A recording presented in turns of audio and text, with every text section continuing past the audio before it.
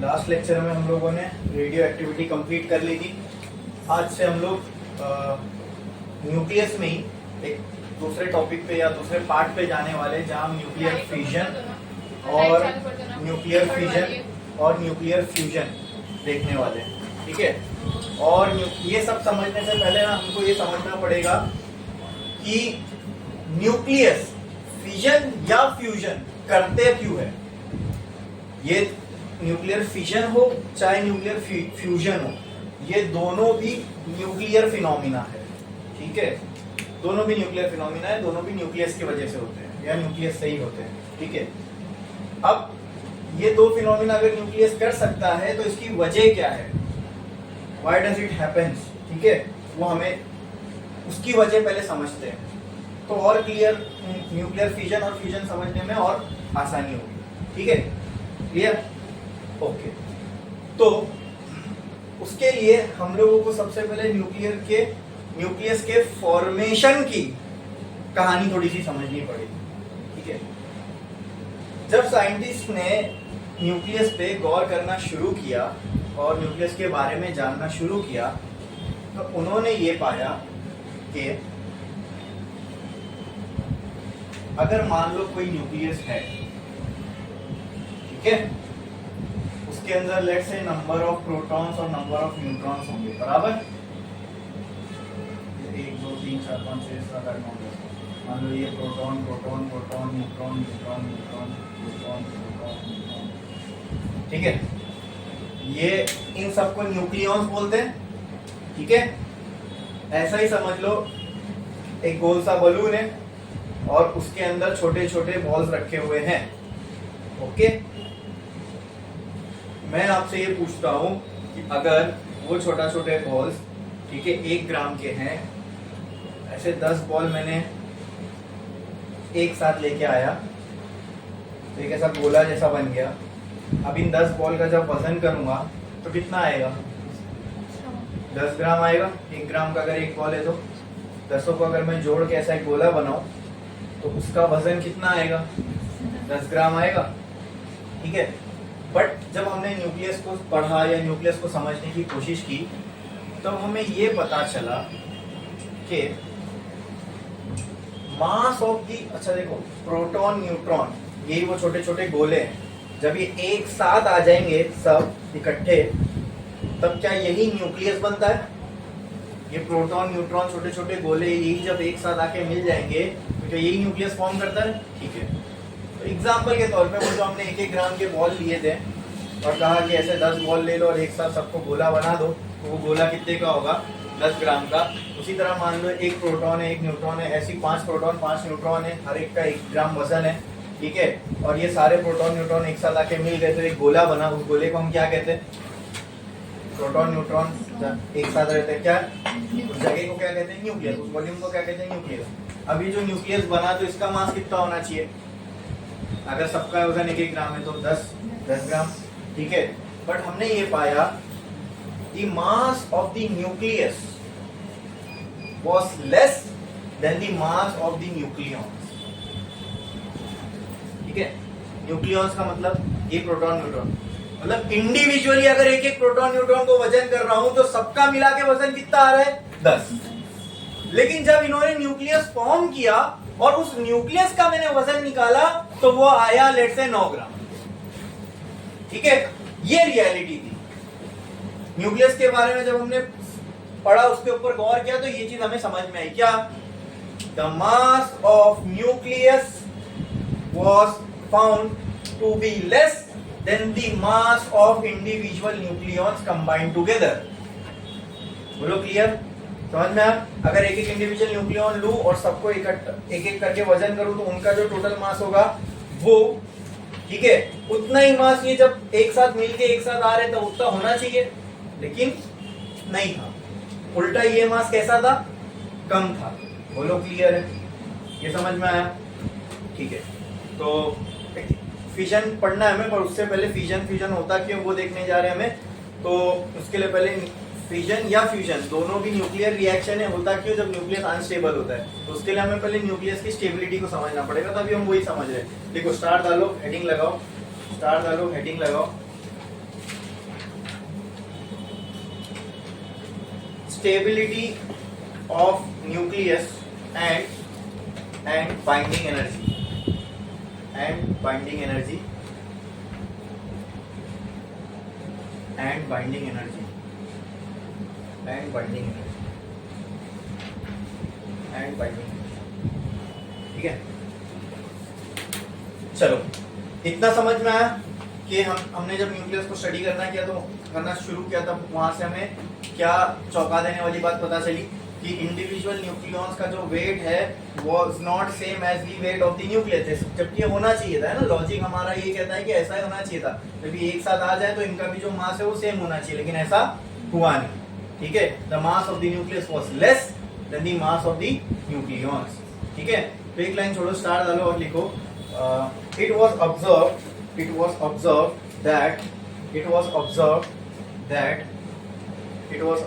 that mass of the nucleus is less than the mass of nucleons, ठीक है। अब देखो, इसको एक्सप्लेन भी करना है, न्यूक्लियस की स्टेबिलिटी भी समझना है। ठीक है, तो इस चीज को हमने किस तरीके से एक्सप्लेन किया वो समझते हैं। ठीक है, देखो मान लो कोई एक एलिमेंट है, कोई भी एलिमेंट है, उसमें न्यूक्लियस होगा, उसका एटम होगा, उस एटम का न्यूक्लियस होगा, उस न्यूक्लियस में क्या होंगे, प्रोटॉन न्यूट्रॉन एक दूसरे से बहुत ही क्लोज चिटके हुए रहते हैं। तो एकदम ही लिटरली चिटके हुए नहीं रहते, लेकिन एक दूसरे के बहुत करीब होते हैं। ठीक है, अब ये बात को समझो, देखो न्यूट्रॉन के पास तो कोई चार्ज नहीं है। ठीक है, अगर न्यूट्रॉन के पास नेगेटिव चार्ज होता तो पॉजिटिवली चार्ज न्यूट्रॉन उसको अट्रैक्ट करता और दोनों चिटक के रहते, ये सेंस बनाती है बात। तो फिर कैसे प्रोटॉन न्यूट्रॉन इकट्ठे एक साथ कैसे हैं? और एक बात समझो, एक प्रोटॉन अपने आप में पॉजिटिव चार्ज है, राइट, और भी प्रोटॉन अगर अंदर है एक न्यूक्लियस के तो आपस में रिपल्शन नहीं होगा?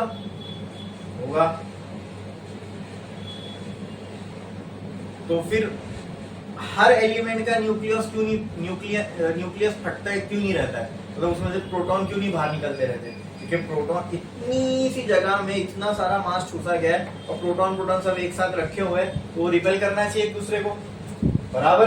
ठीक है, तो पहले तो ये समझ लो ऐसा क्यों नहीं होता, क्योंकि उतने छोटे लेवल पर यूनिवर्स का एक बहुत ही स्ट्रॉन्ग फोर्स एक्ट करता है जिसको हम कहते हैं स्ट्रॉन्ग न्यूक्लियर फोर्स। ठीक है, it is a very short range force, मतलब न्यूक्लियर फोर्स काम करे इसके लिए वो दो पार्टिकल्स का बहुत क्लोज होना जरूरी है। ठीक है, तब सारे फोर्स को ओवरकम करके कौन हावी हो जाता है, कौन सा फोर्स हावी हो जाता है? Nuclear force. And it is a attractive force. Proton के बीच प्रोटॉन को भी एक साथ रखने वाला न्यूक्लियर फोर्स है, न्यूट्रॉन को एक साथ रखने वाला भी न्यूक्लियर फोर्स है, और प्रोटॉन न्यूट्रॉन को भी एक साथ रखने वाला न्यूक्लियर फोर्स है। It is attractive in nature, वो खींच के रखेगा सबको। बोलो क्लियर है, समझ में आया? And it is a very short range force, यानी तो आपने स्केल समझा है ना न्यूक्लियस का एटम के हिसाब से कितना छोटा होगा। तो आप सोचो वो प्रोटॉन न्यूट्रॉन कितनी सी जगह में ठूसे गए हैं, तो उनके आपस के बीच का डिस्टेंस कितना स्मॉल होगा। तो वहां पर जो फोर्स मेजर रोल प्ले करता है वो कौन सा है? Strong nuclear force. अरे बोलो क्लियर है? It is one of the strongest force of the universe. बोलो क्लियर? हाँ, उस फोर्स के अगेंस्ट में काम करके अगर आपको, मतलब इतना स्ट्रॉन्ग फोर्स है वो, इतना स्ट्रॉन्ग अट्रैक्टिव फोर्स है कि अगर उसके अगेंस्ट में काम करना है तो हमको पार्टिकल को कई मिलियन मीटर्स पर सेकंड पे काइनेटिक एनर्जी देनी पड़ेगी और न्यूक्लियस पे मारना पड़ेगा, तब जाके कोई प्रोटॉन या न्यूट्रॉन उस फोर्स के अगेंस्ट जाके बाहर आएगा। समझे? अब दो चीज चिटकी हुई है तो उनको चिटकाने वाला एक फोर्स है ना, अब इन दोनों को अलग करना है तो उसके अपोजिट में आपको एक फोर्स लगाना पड़ेगा अलग करने के लिए। तो वो इतना ट्रिमेंडस फोर्स है अट्रैक्टिव न्यूक्लियर फोर्स, जो प्रोटॉन न्यूट्रॉन को एक साथ समेटे रखा है कि अगर उनको फोड़ना है या एक प्रोटॉन एक न्यूट्रॉन को अगर आपको निकालना है बाहर, तो उनके ऊपर जो फेंक के मारना पड़ेगी ना जो चीज उनको अलग करने के लिए, उनमें उनको भी बहुत आपको बहुत ट्रिमेंडस अमाउंट ऑफ एनर्जी देना पड़ेगा, समझे। तो इससे ही अंदाजा लगा सकते हो आप कि कितना स्ट्रॉन्ग फोर्स से ये दो प्रोटॉन प्रोटॉन या प्रोटॉन न्यूट्रॉन या न्यूट्रॉन न्यूट्रॉन एक दूसरे के साथ बाउंडेड है न्यूक्लियस के अंदर, समझ में आया। तो कौन सा फोर्स है जो अंदर इनको एक साथ जमा के रखा है? Nuclear force, strong nuclear force. बोलो क्लियर है, समझ में आया? ठीक है। हाँ, अब हम आते उस बात पे, क्या देखा हमने कि हमने देखा कि मास ऑफ द न्यूक्लियस, ठीक है, देखो ये है न्यूक्लियस, ये किससे बना है न्यूक्लियस?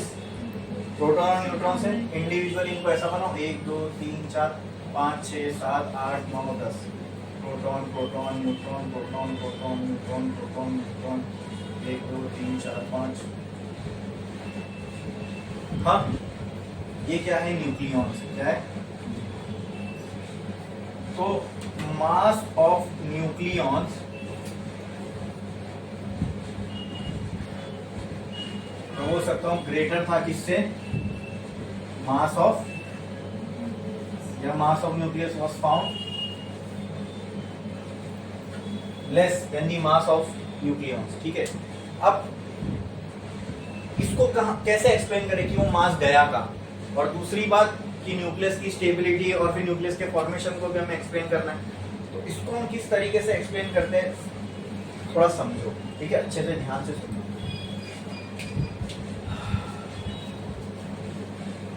जब ये न्यूक्लियस नहीं बना होगा, यानी ये न्यूक्लियस किससे बना है? प्रोटॉन और न्यूट्रॉन से, ठीक है। मान लो जब ये न्यूक्लियस की शक्ल में नहीं था, तो हो सकता है टाइम में पास्ट में कभी तो भी ये प्रोटॉन न्यूट्रॉन अलग अलग रहे होंगे, ऐसा ही समझो। ये प्रोटॉन न्यूट्रॉन से बना हुआ है, मान लो ये प्रोटॉन न्यूट्रॉन कहीं पे भी स्पेस में घूम रहे, ठीक है। ये प्रोटॉन न्यूट्रॉन एक साथ आए तो ये मिलके क्या बना? Nucleus. And depending upon the number of proton कौन सा एलिमेंट होगा वो डिसाइड हो जाएगा। बोलो क्लियर है? हाँ, तो जो भी किसी एलिमेंट का अगर न्यूक्लियस है उसके अंदर प्रोटॉन है न्यूट्रॉन है, ऐसा ही समझो पास्ट में कभी तो भी वो प्रोटॉन न्यूट्रॉन ये एक साथ नहीं थे, अपना अपना इंडिविजुअली कहीं स्पेस में रखे गए होंगे, ठीक है। नेचर ने क्या किया? इनको जमा किया और बोला एक साथ आओ। अब कोई चीज अपने आप तो एक साथ आएगी नहीं। अरे बोलो क्लियर है? समझ में आया? उनको कुछ एनर्जी देनी पड़ेगी, उनके ऊपर कुछ वर्क करना पड़ेगा, right? And it is a form of energy. बोलो क्लियर है? अरे बोलो क्लियर है? अच्छा, तो अगर यहाँ एक प्रोटॉन है, यहाँ एक न्यूट्रॉन है, यहाँ एक प्रोटॉन है, यहाँ एक न्यूट्रॉन है, यहाँ एक प्रोटॉन है, यहाँ एक न्यूट्रॉन है, इन सब को एक साथ लेके आके मुझे न्यूक्लियस बनाना है, तो उसके लिए क्या लगेगी? एनर्जी लगेगी, सिंपल। क्या तो वर्क लगेगा, काम करना पड़ेगा मुझे। What is work? It is a form of energy. मुझे एनर्जी लगेगी। बोलो क्लियर है? हाँ, अरे लगेगी, तो वो कहां से आएगी? तो हमने ये सोचा, हमने इसको इस थियरी को इस तरीके से एक्सप्लेन किया या ऐसे समझा कि अगर ये प्रोटॉन न्यूट्रॉन अलग अलग थे और इनको अगर साथ में आके न्यूक्लियस बनना है तो उसके लिए इनको क्या चाहिए? एनर्जी। क्या चाहिए? और हमें ये पता चल गया था कि मास can be converted into energy, और हमें ये मिल रहा था, ये हमने ऑब्जर्व किया कि mass of the nucleus was less than the mass of the nucleons, बराबर। तो जब भी कभी पास्ट में ये न्यूक्लियॉन्स अलग अलग रहे होंगे और नेचर ने इन्हें कहा कि आप एक साथ आके मिलके एक न्यूक्लियस बन जाओ, उसके लिए इनको क्या चाहिए थी? एनर्जी। तो इन सारे न्यूक्लियॉन्स ने अपने अंदर से थोड़े मास को गायब किया होगा और वो मास किसमें कन्वर्ट हो गया? एनर्जी में। और उस एनर्जी के एक्सपेंस पे ये सारे एक साथ आ गए। अरे बोलो क्लियर है? तो कहना है से some amount of energy is released while formation of nucleus. अब वो जो एनर्जी रिलीज हुई किसके मतलब क्यों रिलीज हुई? कैसे रिलीज हुई? वो एनर्जी जो बनी रिलीज होने के लिए वो कहां से बनी? एनर्जी चाहिए थी, बराबर। इनको न्यूक्लियस बनने के लिए तो एनर्जी के लिए इन्होंने किसकी कुर्बानी दी? अपने हर एक ने अपने अंदर से थोड़ी थोड़ी मास की कुर्बानी दी, क्योंकि मास एनर्जी में कन्वर्ट हो सकता है। जैसी वो मास कम हुआ, वो मास किसमें कन्वर्ट हो गया? एनर्जी में। वो एनर्जी सबने क्या किसमें इस्तेमाल की है? वो एनर्जी किसमें यूज हुई? इनको आपस में बांधने के लिए, आपस में करीब लाके न्यूक्लियस बनाने के लिए। बोलो क्लियर है? तो वो एनर्जी तो रिलीज हो गई ना, अरे बोलो उतना। और वो एनर्जी रिलीज किसके एक्सपेंस पे हुई?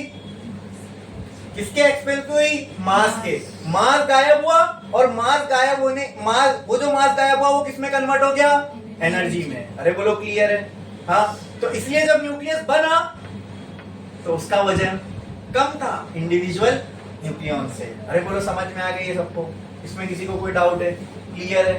हाँ, तो कहना है some amount of energy is released by formation of nucleus. अरे बोलो क्लियर है? और वो एनर्जी किसके एक्सपेंस पे रिलीज होती है? मास के। मतलब इसका मास इससे ज्यादा होगा। अरे बोलो क्लियर? तो क्या इनके मास में डिफरेंस होगा? We call it as mass defect.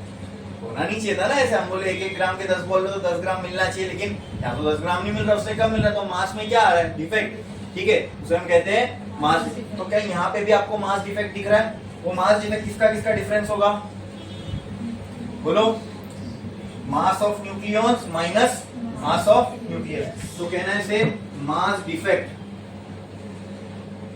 फिर डायरेक्टली मैं यहाँ लिख देता हूँ, delta M is equal to mass of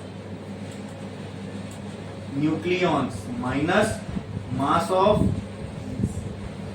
nucleus. ठीक है, ये सारे न्यूक्लियॉन्स मिलके जब एक साथ न्यूक्लियस बनाएंगे तो कोई ना कोई एलिमेंट का ही न्यूक्लियस होगा वो।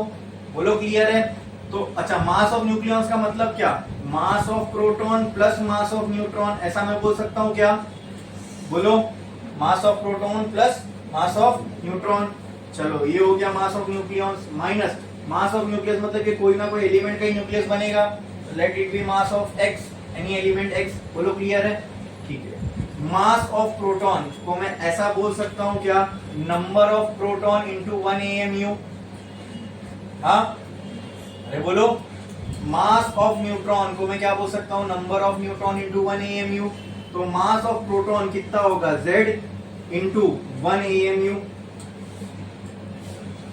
ठीक है, प्लस मास ऑफ न्यूट्रॉन क्या होगा? Number of neutron. Number of neutron को क्या हम ऐसे रिप्रेजेंट करते हैं, बताओ मुझे? A minus Z into 1 AMU। ये दे देगा मुझे मास ऑफ न्यूट्रॉन। अरे बोलो क्लियर है? हाँ, समझ में आया? पक्का? माइनस यहाँ पे क्या रहेगा? mx। क्लियर है? इसमें किसी को कोई डाउट? हाँ, समझा? या फिर मैं इसको ऐसा लिख सकता हूँ, इसका मास मुझे कैसे मिल सकता है? A atomic mass number multiply by 1 AMU। नहीं मिल सकता? अरे ऐसे नहीं मिल सकता इसका atomic mass number direct multiply करके। एक एलिमेंट में जितने नंबर ऑफ न्यूक्लियन होते हैं उसी को, तो ये एलिमेंट का मास हो गया। क्लियर है? बोलो पक्का? ये हमें क्या आ गया? किसकी वैल्यू आ गई? मास डिफेक्ट की। किसकी? मास डिफेक्ट की। समझ में आया? ठीक है, इन दोनों में से 1 AMU कॉमन, उसमें और फिर उनमें से भी 1 AMU कॉमन। तो क्या मैं इनको ऐसा लिख सकता हूं? बोलो, delta M is equal to Z plus A minus Z, यानी number of neutron, minus A और मल्टीप्लाई बाय 1 AMU। बोलो क्लियर? ये समझ में आया? अरे बोलो, ये नहीं समझा? बोलो। अच्छा, अब ये जो भी मास डिफेक्ट होगा इसके करस्पॉन्डिंग एनर्जी रिलीज हुई होगी। वो एनर्जी हम कैसे निकाल सकते हैं? E इक्वल टू mc² से। कहना है right, E is equal to कितना मास गायब होने से कितनी एनर्जी बनी, तो उसके लिए मुझे यहाँ डेल्टा एम रखना पड़ेगा, बराबर, इंटू c²। अब डेल्टा एम की ये पूरी वैल्यू अगर यहाँ रख दोगे तो उससे आपको क्या पता चलेगा? कितना मास गायब होने से कितनी एनर्जी बनी। ठीक है, इससे आप क्या पता लगा सकते हो? अगर यहाँ पे ये क्या है? एलिमेंट का न्यूक्लियस, बराबर, किसी भी एलिमेंट के बनने के लिए जो एनर्जी रिलीज हुई होगी वो आपको इस फॉर्मूले से आ जाएगी कि नहीं आएगी? ये डेल्टा एम का फॉर्मूला देखो, डेल्टा एम के फॉर्मूले में ये डेल्टा एम का फॉर्मूला, चलो ये सब भी छोड़ दो, ये अपन थोड़ी देर बाद देखते हैं अच्छे से।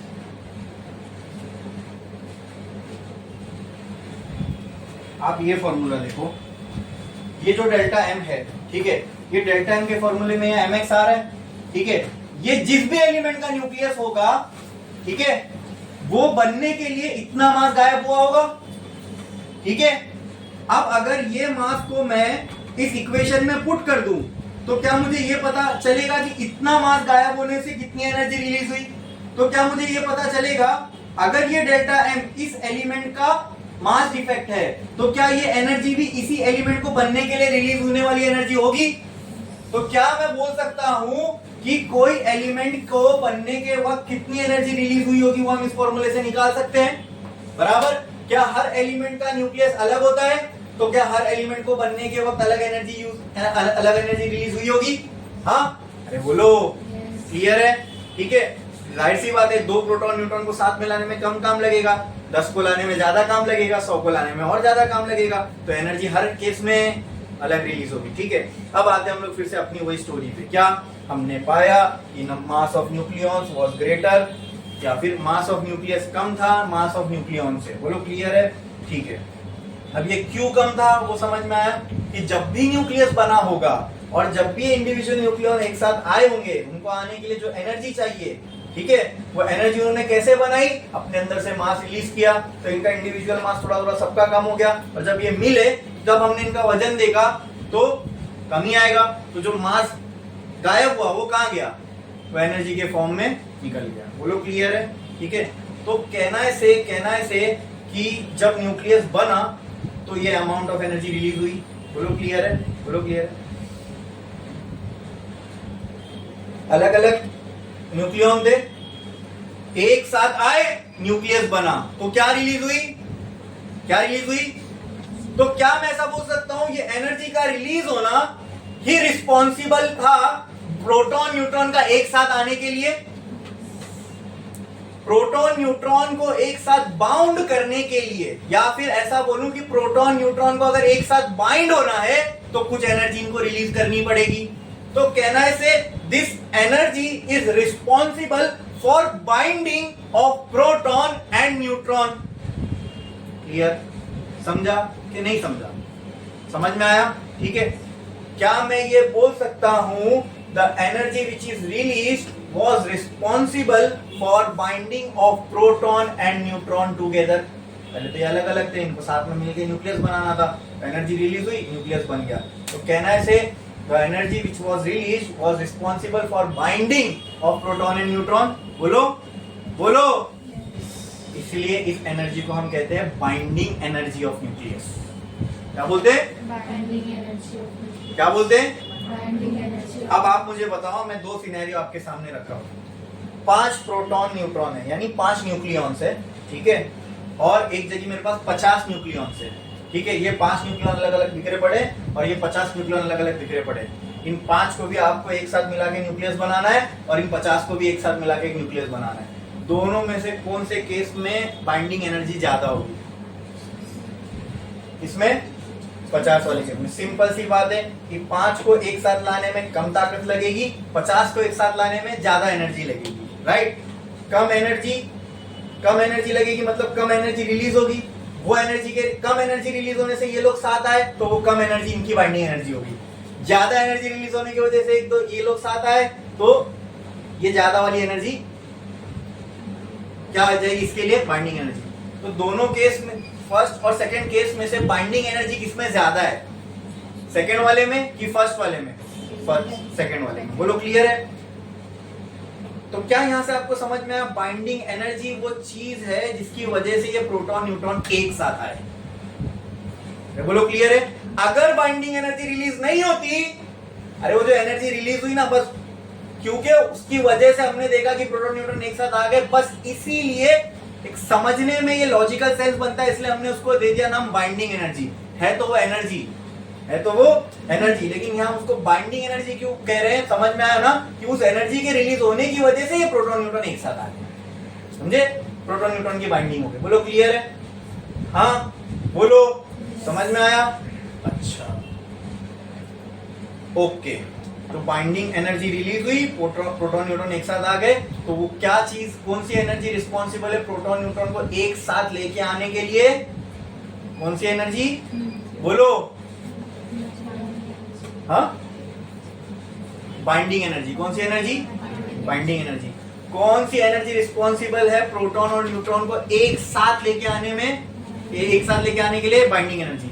अगर आपसे कोई पूछे बाइंडिंग एनर्जी आ कहां से रही है, बन कहां से रही है, तो कैसे बन रही है? बोलो बोलो। बाइंडिंग एनर्जी का वजूद कैसे आया? बाइंडिंग एनर्जी कैसे रिलीज हुई? मास की डिफेक्ट की वजह से। मास गायब हुआ होगा इंडिविजुअल न्यूक्लियॉन से, उससे जो एनर्जी बनी, दैट एनर्जी गॉट रिलीज, और वो एनर्जी को यूज करके न्यूक्लियॉन फॉर्मेशन हो गया। बोलो क्लियर? अच्छा, तो can I define binding energy such that the energy which is released while formation of nucleus is called as binding energy? अरे बोलो, अरे बोलो। क्लियर है? अच्छा ठीक है, देखो समझो मेरी बात। मान लो ये 10 न्यूक्लियॉन्स थे, एक साथ मिले, एनर्जी रिलीज हुई, न्यूक्लियस बना। ठीक है, तो ये एनर्जी रिलीज होने से ये न्यूक्लियस बना ना, तो आप मुझे बताओ क्या उतनी एनर्जी मैं रिटर्न न्यूक्लियस पे मार दूं तो क्या न्यूक्लियस फिर से अलग अलग नहीं हो जाएगा? इसका वाइस वर्सा। ठीक है, एनर्जी न्यूक्लियस अलग अलग थे, एनर्जी रिलीज हुई, ये एक साथ आए, तो उतनी एनर्जी दे दो, ये वापस अलग अलग हो जाएंगे। मतलब अगर न्यूक्लियस को हमें फोड़ना है तो क्या करना पड़ेगा कि कौन सी एनर्जी के बराबर उसको रिटर्न एनर्जी देनी पड़ेगी? Binding energy. तो इसीलिए बाइंडिंग एनर्जी को हम ऐसा भी डिफाइन कर सकते हैं, the energy required to separate the nucleons from the nucleus is called as binding energy. उतनी एनर्जी आप रिटर्न दे दो न्यूक्लियस को, उनके न्यूक्लियॉन्स फिर अलग अलग हो जाएंगे। ये एनर्जी का खर्चा करके, अब देखो कोई चीज खर्चा करता है इंसान तो नेगेटिव में चला जाता है ना, इसलिए बाइंडिंग एनर्जी नेगेटिव आती है। बाइंडिंग एनर्जी क्या आती है?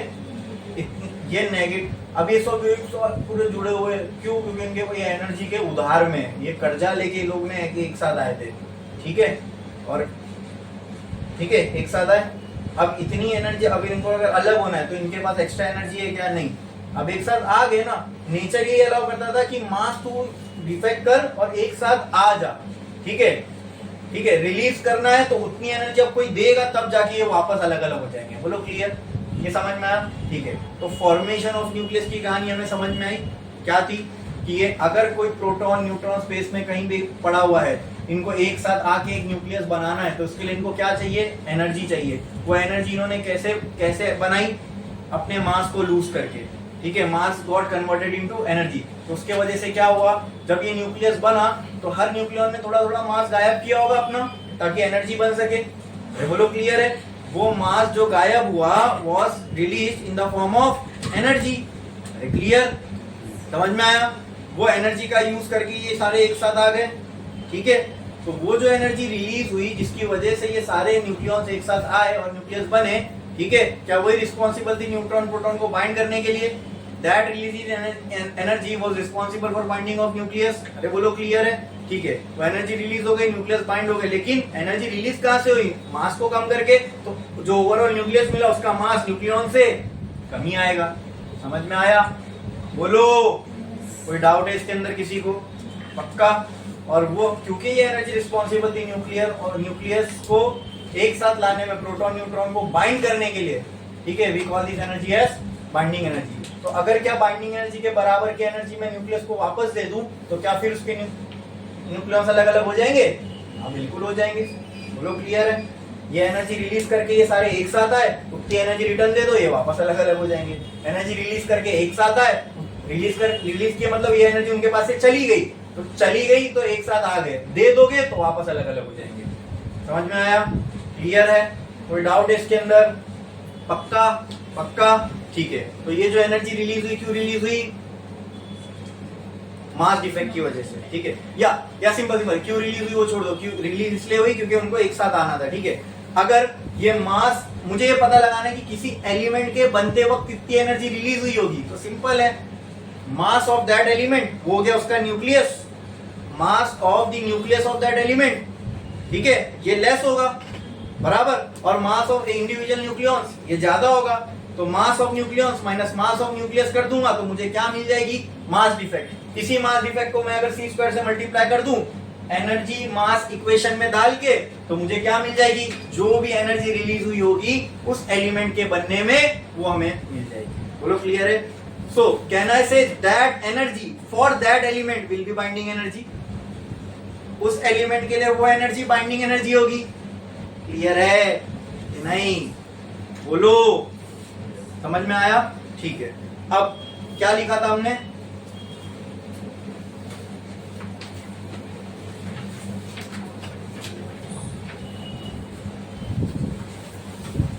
क्या लिखा था हमने,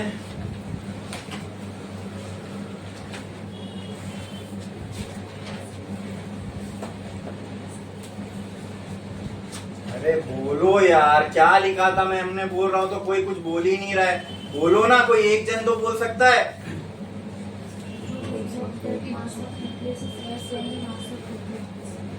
It was observed that mass of nucleus was less than the mass of nucleon. ठीक है, आगे नेक्स्ट पॉइंट लिखो, नेक्स्ट पॉइंट लिखो। This difference in mass between nucleons and nucleus, this difference in mass between nucleons and nucleus, this difference in mass between nucleons and nucleus is called as mass defect. Is called as mass defect. Is called as mass defect. Is called as mass defect.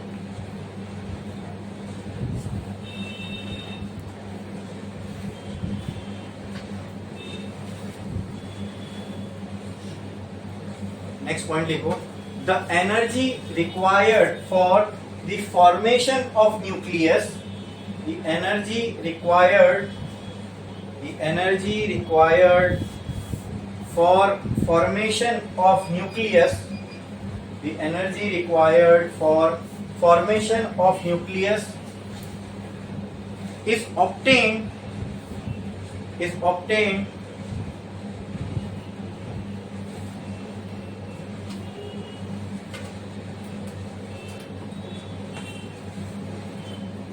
on the expense of mass defect.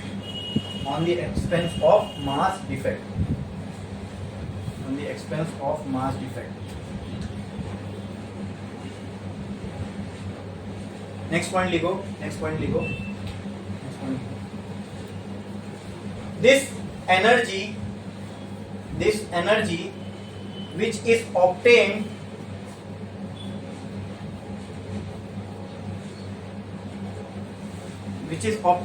due to mass defect is responsible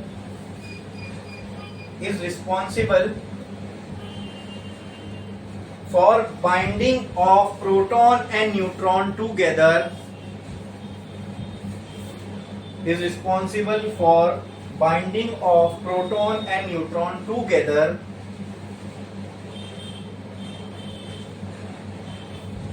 to form a nucleus, and hence this energy is called as binding energy, and hence this energy is called as binding energy of nucleus, and hence this energy is called as binding energy of nucleus, binding energy of nucleus, and this energy is called as binding energy of nucleus.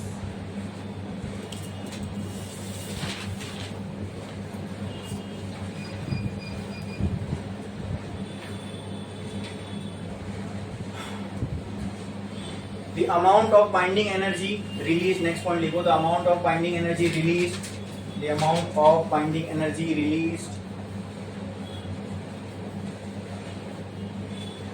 while formation of nucleus of any element, can be calculated as follows.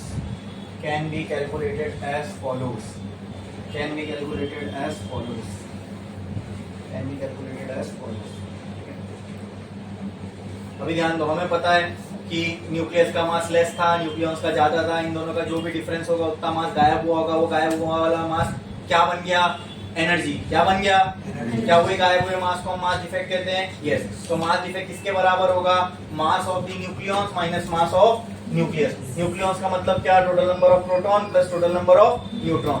तो कहना है ऐसे, ये equation लिखो, ऐसा चलेगा, मास of nucleons minus mass of nucleus. चलो मैं यहाँ पे कैपिटल एम यूज करता हूँ, ठीक है, कैपिटल एम, क्योंकि आगे जब 1 से मल्टीप्लाई करेंगे तो हमको मास का टर्म फिर से यूज करना है। यहाँ पे भी मैं कैपिटल एम यूज करता हूँ, चलो यहाँ पे भी मैं कैपिटल एम यूज करता हूँ। ये समझ में, मास ऑफ न्यूक्लियन कैसे बनेगा, प्रोटॉन और न्यूट्रॉन को मिला के, बराबर, मास of proton mass of neutron को मिला दोगे, मास ऑफ न्यूक्लियन बन जाएगा।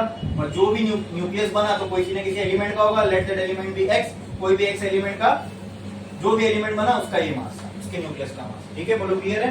इन दोनों का डिफरेंस मास डिफेक्ट के बराबर होगा, क्लियर, क्लियर, ठीक है। एक स्टेप इसमें मैं और बढ़ा देता हूँ, मुझे आप बताओ, कहना से delta M is equal to, मुझे आप बताओ दोस्तों, मास ऑफ प्रोटॉन कैसे मिलेगा, number of proton multiplied by mass of one proton, ठीक है।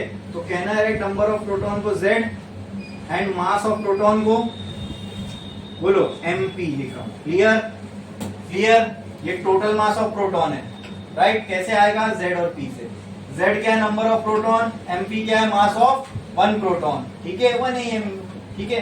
पुट करोगे तो पूरी वैल्यूज निकाल सकते हैं, मैं सिर्फ इक्वेशन फॉर्म में लिख के छोड़ दूं, ठीक है। मास ऑफ न्यूट्रॉन कैसे मिलेगा, नंबर ऑफ न्यूट्रॉन, तो नंबर ऑफ न्यूट्रॉन को रिप्रेजेंट कैसे करते हैं, बोलो, नंबर ऑफ न्यूट्रॉन को कैसे रिप्रेजेंट करते हैं, बोलो, a माइनस z, ये होते हैं number of neutron into mass of one neutron, बोलो क्लियर, बोलो क्लियर, ठीक है, ठीक है।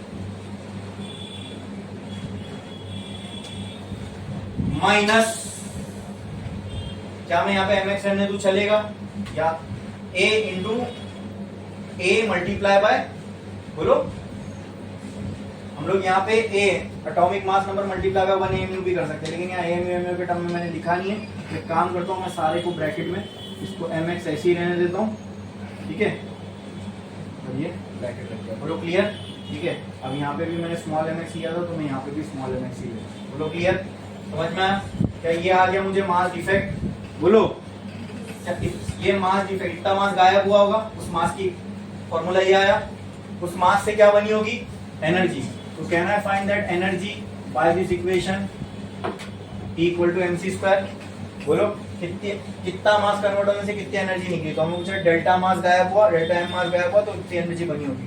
तो ये एनर्जी कैसे निकलेगी, E कैन बी रिटर्न है डेल्टा एम की जगह क्या मैं पूरा टर्म लिख सकता हूँ, Z mp plus a minus z mn minus mx, ठीक है, अरे बोलो क्लियर, ये नीचे पूरा है ना, पूरे का ब्रैकेट इनटू c स्क्वायर, तो ये हो गया बाइंडिंग एनर्जी। क्या इतनी एनर्जी रिलीज होगी, क्या यही बाइंडिंग एनर्जी होगी, क्या यही बाइंडिंग एनर्जी होगी, क्या इतनी एनर्जी रिलीज हुई bye formation of any nucleus, तो वो एनर्जी जो फॉर्मेशन ऑफ न्यूक्लियस के वक्त रिलीज होती है, क्या उसी को हम बाइंडिंग एनर्जी बोलते हैं, यस।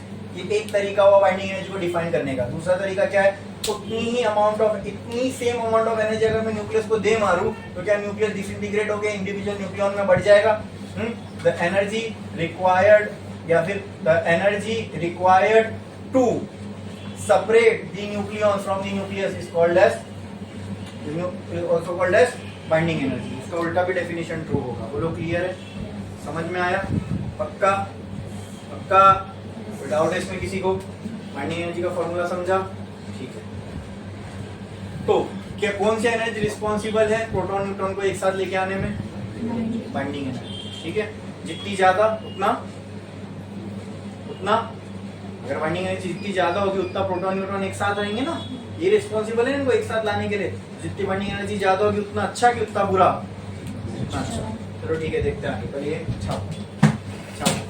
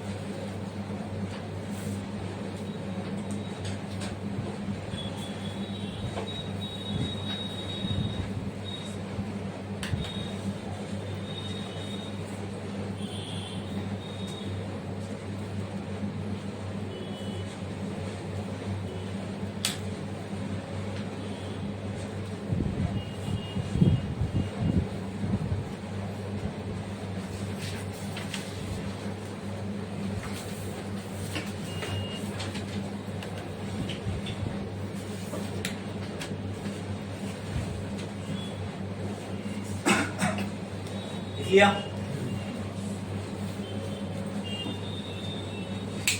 तो अभी हमने किस चीज पर एग्री किया दोस्तों, हमें ये समझ में आया बाइंडिंग। अच्छा, बाइंडिंग एनर्जी का एक और डेफिनेशन लिखो स्टार्ट कर लो।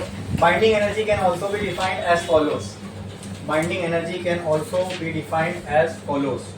Binding energy can also be defined as follows. Can also be defined as follows. As follows. नीचे लिखो बाइंडिंग एनर्जी, नीचे लिखो बाइंडिंग एनर्जी, लिखो binding energy. The amount of energy required, the amount of energy required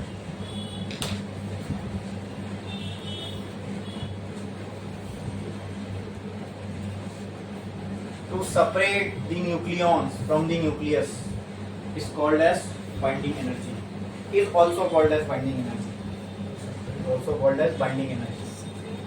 To separate the nucleons from the nucleus is also called as binding energy. लेकिन अब मैं अगर आपको बोलूं ये बाय दिस डेफिनेशन हमें क्या समझ में आ रहा है, ये वो एनर्जी है जो न्यूक्लियस को सेपरेट करने के काम आती है। तो यहाँ से बाइंडिंग वाला लॉजिक बैठ नहीं रहा इधर पे, बराबर, ठीक है। तो इसीलिए वो डेफिनेशन मैंने आपको पहले बताया, ठीक है। बट उतनी एनर्जी अगर हम न्यूक्लियस में रिटर्न दे दे सेम अमाउंट की, तो उसी एनर्जी से न्यूक्लियस सेपरेट भी हो जाए। क्लियर है, ठीक है। पहला वाला डेफिनेशन याद रखो, वो ज्यादा बेटर है बाइंडिंग एनर्जी को समझने के लिए, ठीक है। बट ये डेफिनेशन भी ट्रू है, समझ में आया, ठीक है। तो कौन सी चीज रिस्पॉन्सिबल है दोस्तों, कौन सी चीज रिस्पॉन्सिबल है दोस्तों प्रोटॉन न्यूट्रॉन को एक साथ लेके आने के लिए? तो जितनी बाइंडिंग एनर्जी ज्यादा होगी क्या उतने प्रोटॉन न्यूट्रॉन एक साथ रहेंगे, और जितनी बाइंडिंग एनर्जी कम रहेगी उतने प्रोटॉन न्यूट्रॉन एक दूसरे से उखड़े रहेंगे, या उनके बीच का बॉन्ड थोड़ा सा हल्का होगा, फटफट से निकल छोड़ के भाग जाएंगे। और अगर न्यूट्रॉन प्रोटॉन एक दूसरे को छोड़ के भाग गए, यानी कि थोड़ा सा भी फोर्स बाहर से मिला, न्यूट्रॉन या प्रोटॉन न्यूक्लियस से बाहर निकल गया, तो ये तो हो गया न्यूक्लियस का टूटना, न्यूक्लियस का टूटना, न्यूक्लियस का बिखरना। इसी को हम कहते हैं nuclear fission. When one nucleus get divided, ठीक है, into two different nuclei is called as fission. इसको क्या बोलते हैं? फिजन। अब देखो फिजन में क्या होता है, फिजन में क्या होता है, न्यूक्लियस टूटता है। न्यूक्लियस टूटेगा कैसे? जब प्रोटॉन न्यूट्रॉन के बीच का बॉन्ड कमजोर होगा तभी तो वो टूटेगा ना। अगर ये प्रोटॉन न्यूट्रॉन एक मतलब बहुत मजबूती से एक दूसरे के साथ पकड़े हुए हैं तो क्या ये टूट पाएगा? नहीं। तो अगर ये टूटा तो टूटने वाले प्रोसेस को क्या कहते हैं हम? फिजन। क्या कहते हैं? बोलो क्लियर है, बोलो क्लियर है, बोलो क्लियर है, ठीक है। तो ये ना टूटे इसके लिए इनको एक साथ होना जरूरी है, और हमने देखा एक साथ रखने का इनको काम कौन करती है? एक साथ लाया कौन? बाइंडिंग एनर्जी, बराबर, ठीक है। तो जितनी ज्यादा बाइंडिंग एनर्जी उतना ही ज्यादा प्रोटॉन न्यूट्रॉन एक साथ रहेंगे। ये बोलो क्लियर है, बोलो क्लियर है, पक्का समझ में आ रहा है? ये लॉजिकली सेंस बना रही है बात। प्रोटॉन न्यूट्रॉन पहले तो अलग अलग ही थे, इनको एक साथ लाने का काम किसने किया? इनको बाइंड करने का काम किसने किया? तो कौन एक साथ लेके आया प्रोटॉन न्यूट्रॉन को? कौन लेके आया एक साथ?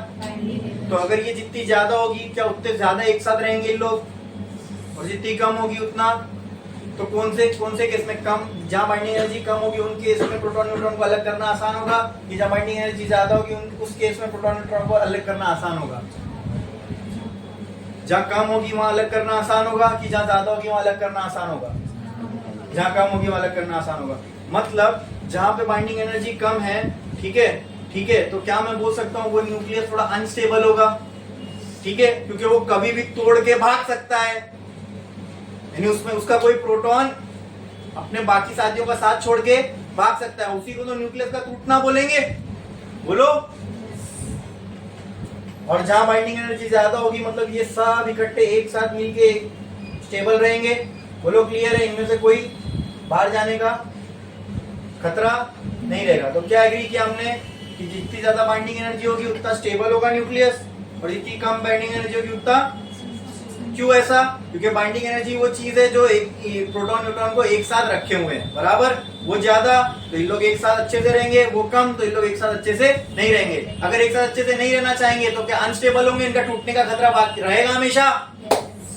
और अगर एक साथ रहेंगे टूटेंगे ही नहीं, न्यूक्लियस से कुछ होगा ही नहीं, मतलब वो न्यूक्लियस क्या है? स्टेबल। तो कहना है से जितनी ज्यादा बाइंडिंग एनर्जी होगी उतना न्यूक्लियस स्टेबल होगा, और कम बाइंडिंग एनर्जी है तो अनस्टेबल होगा। अब मैं एक फैक्ट बताता हूँ आपको, ये लॉजिकली बात समझ में आई, समझे? अब एक फैक्ट बताता हूँ, ठीक है, ठीक है। यूरेनियम 238 की बाइंडिंग एनर्जी है, सॉरी यूरेनियम 238 की बाइंडिंग एनर्जी है 1800 मेगा इलेक्ट्रॉन वोल्ट। यूरेनियम 238 की बाइंडिंग एनर्जी है 1800 मेगा इलेक्ट्रॉन वोल्ट, ठीक है। और आयरन की बाइंडिंग एनर्जी है लगभग 492 मेगा इलेक्ट्रॉन वोल्ट, ठीक है। किसकी बाइंडिंग एनर्जी ज्यादा है? यूरेनियम की। सिंपल, वो तो दिख रहा है सामने। अभी हमने क्या एग्री किया? जिसकी बाइंडिंग एनर्जी ज्यादा होगी वो स्टेबल होगा कि अनस्टेबल होगा? स्टेबल होगा। और जिसकी बाइंडिंग एनर्जी कम होगी वो, तो जब हम बाइंडिंग एनर्जी का कॉन्सेप्ट पढ़ते हैं ना कि वो रिस्पॉन्सिबल है प्रोटॉन न्यूट्रॉन को एक साथ लाने में, तो वो जितनी ज्यादा होगी उतना प्रोटॉन न्यूट्रॉन एक साथ ज्यादा रहेंगे, बराबर, उतना ज्यादा साथ रहना चाहेंगे। तो जितनी रिलीज हुई होगी उतना ज्यादा ये करीब रहेंगे। बोलो बोलो, क्लियर है? तो ये सेंस बनाता है इनके स्टेबल होने के लिए। लेकिन लेकिन लेकिन अब एक मैंने आपके सामने फैक्ट रखा, ठीक है। यूरेनियम 238 की बाइंडिंग एनर्जी ज्यादा है कि आयरन की ज्यादा है? तो दोनों में से स्टेबल आपके हिसाब से कौन होना चाहिए? But it is not stable, वो तो नेचुरल फॉर्म में ही अनस्टेबल है। वो न्यूक्लियर एमिशन करता रहेगा, फिजन करता रहेगा, उसका फिजन सबसे आसान है। And Fe56 is the most stable nucleus. अजीब नहीं लग रहा ये? अजीब नहीं लग रहा? अभी तो हमने इतना, मैंने टाइम पास किया, बोला अरे ये ऐसा है वैसा वैसा, तो बाइंडिंग एनर्जी हाँ जिसकी ज्यादा वो स्टेबल। लेकिन मैं अब एक फैक्ट रख रहा हूं आपके सामने, वो फैक्ट पे गौर करो और समझो, ठीक है। ये रियलिटी है, ये रियलिटी है कि ये ज्यादा स्टेबल है और ये स्टेबल ही नहीं है, ठीक है। बट इसकी तो बाइंडिंग एनर्जी ज्यादा है, इसकी बाइंडिंग एनर्जी इससे कम है। फिर कैसे पॉसिबल? बाइंडिंग एनर्जी वही चीज है जो प्रोटॉन न्यूट्रॉन को एक साथ लाती, मतलब इसके ज्यादा होने पे प्रोटॉन न्यूट्रॉन एक साथ ज्यादा रहना चाहिए और कम होने से कम एक साथ रहने की टेंडेंसी कम होनी चाहिए। लेकिन यहां पर इसकी बाइंडिंग एनर्जी ज्यादा है बट ये अनस्टेबल है, इसकी बाइंडिंग एनर्जी कम है लेकिन ये मोस्ट स्टेबल है।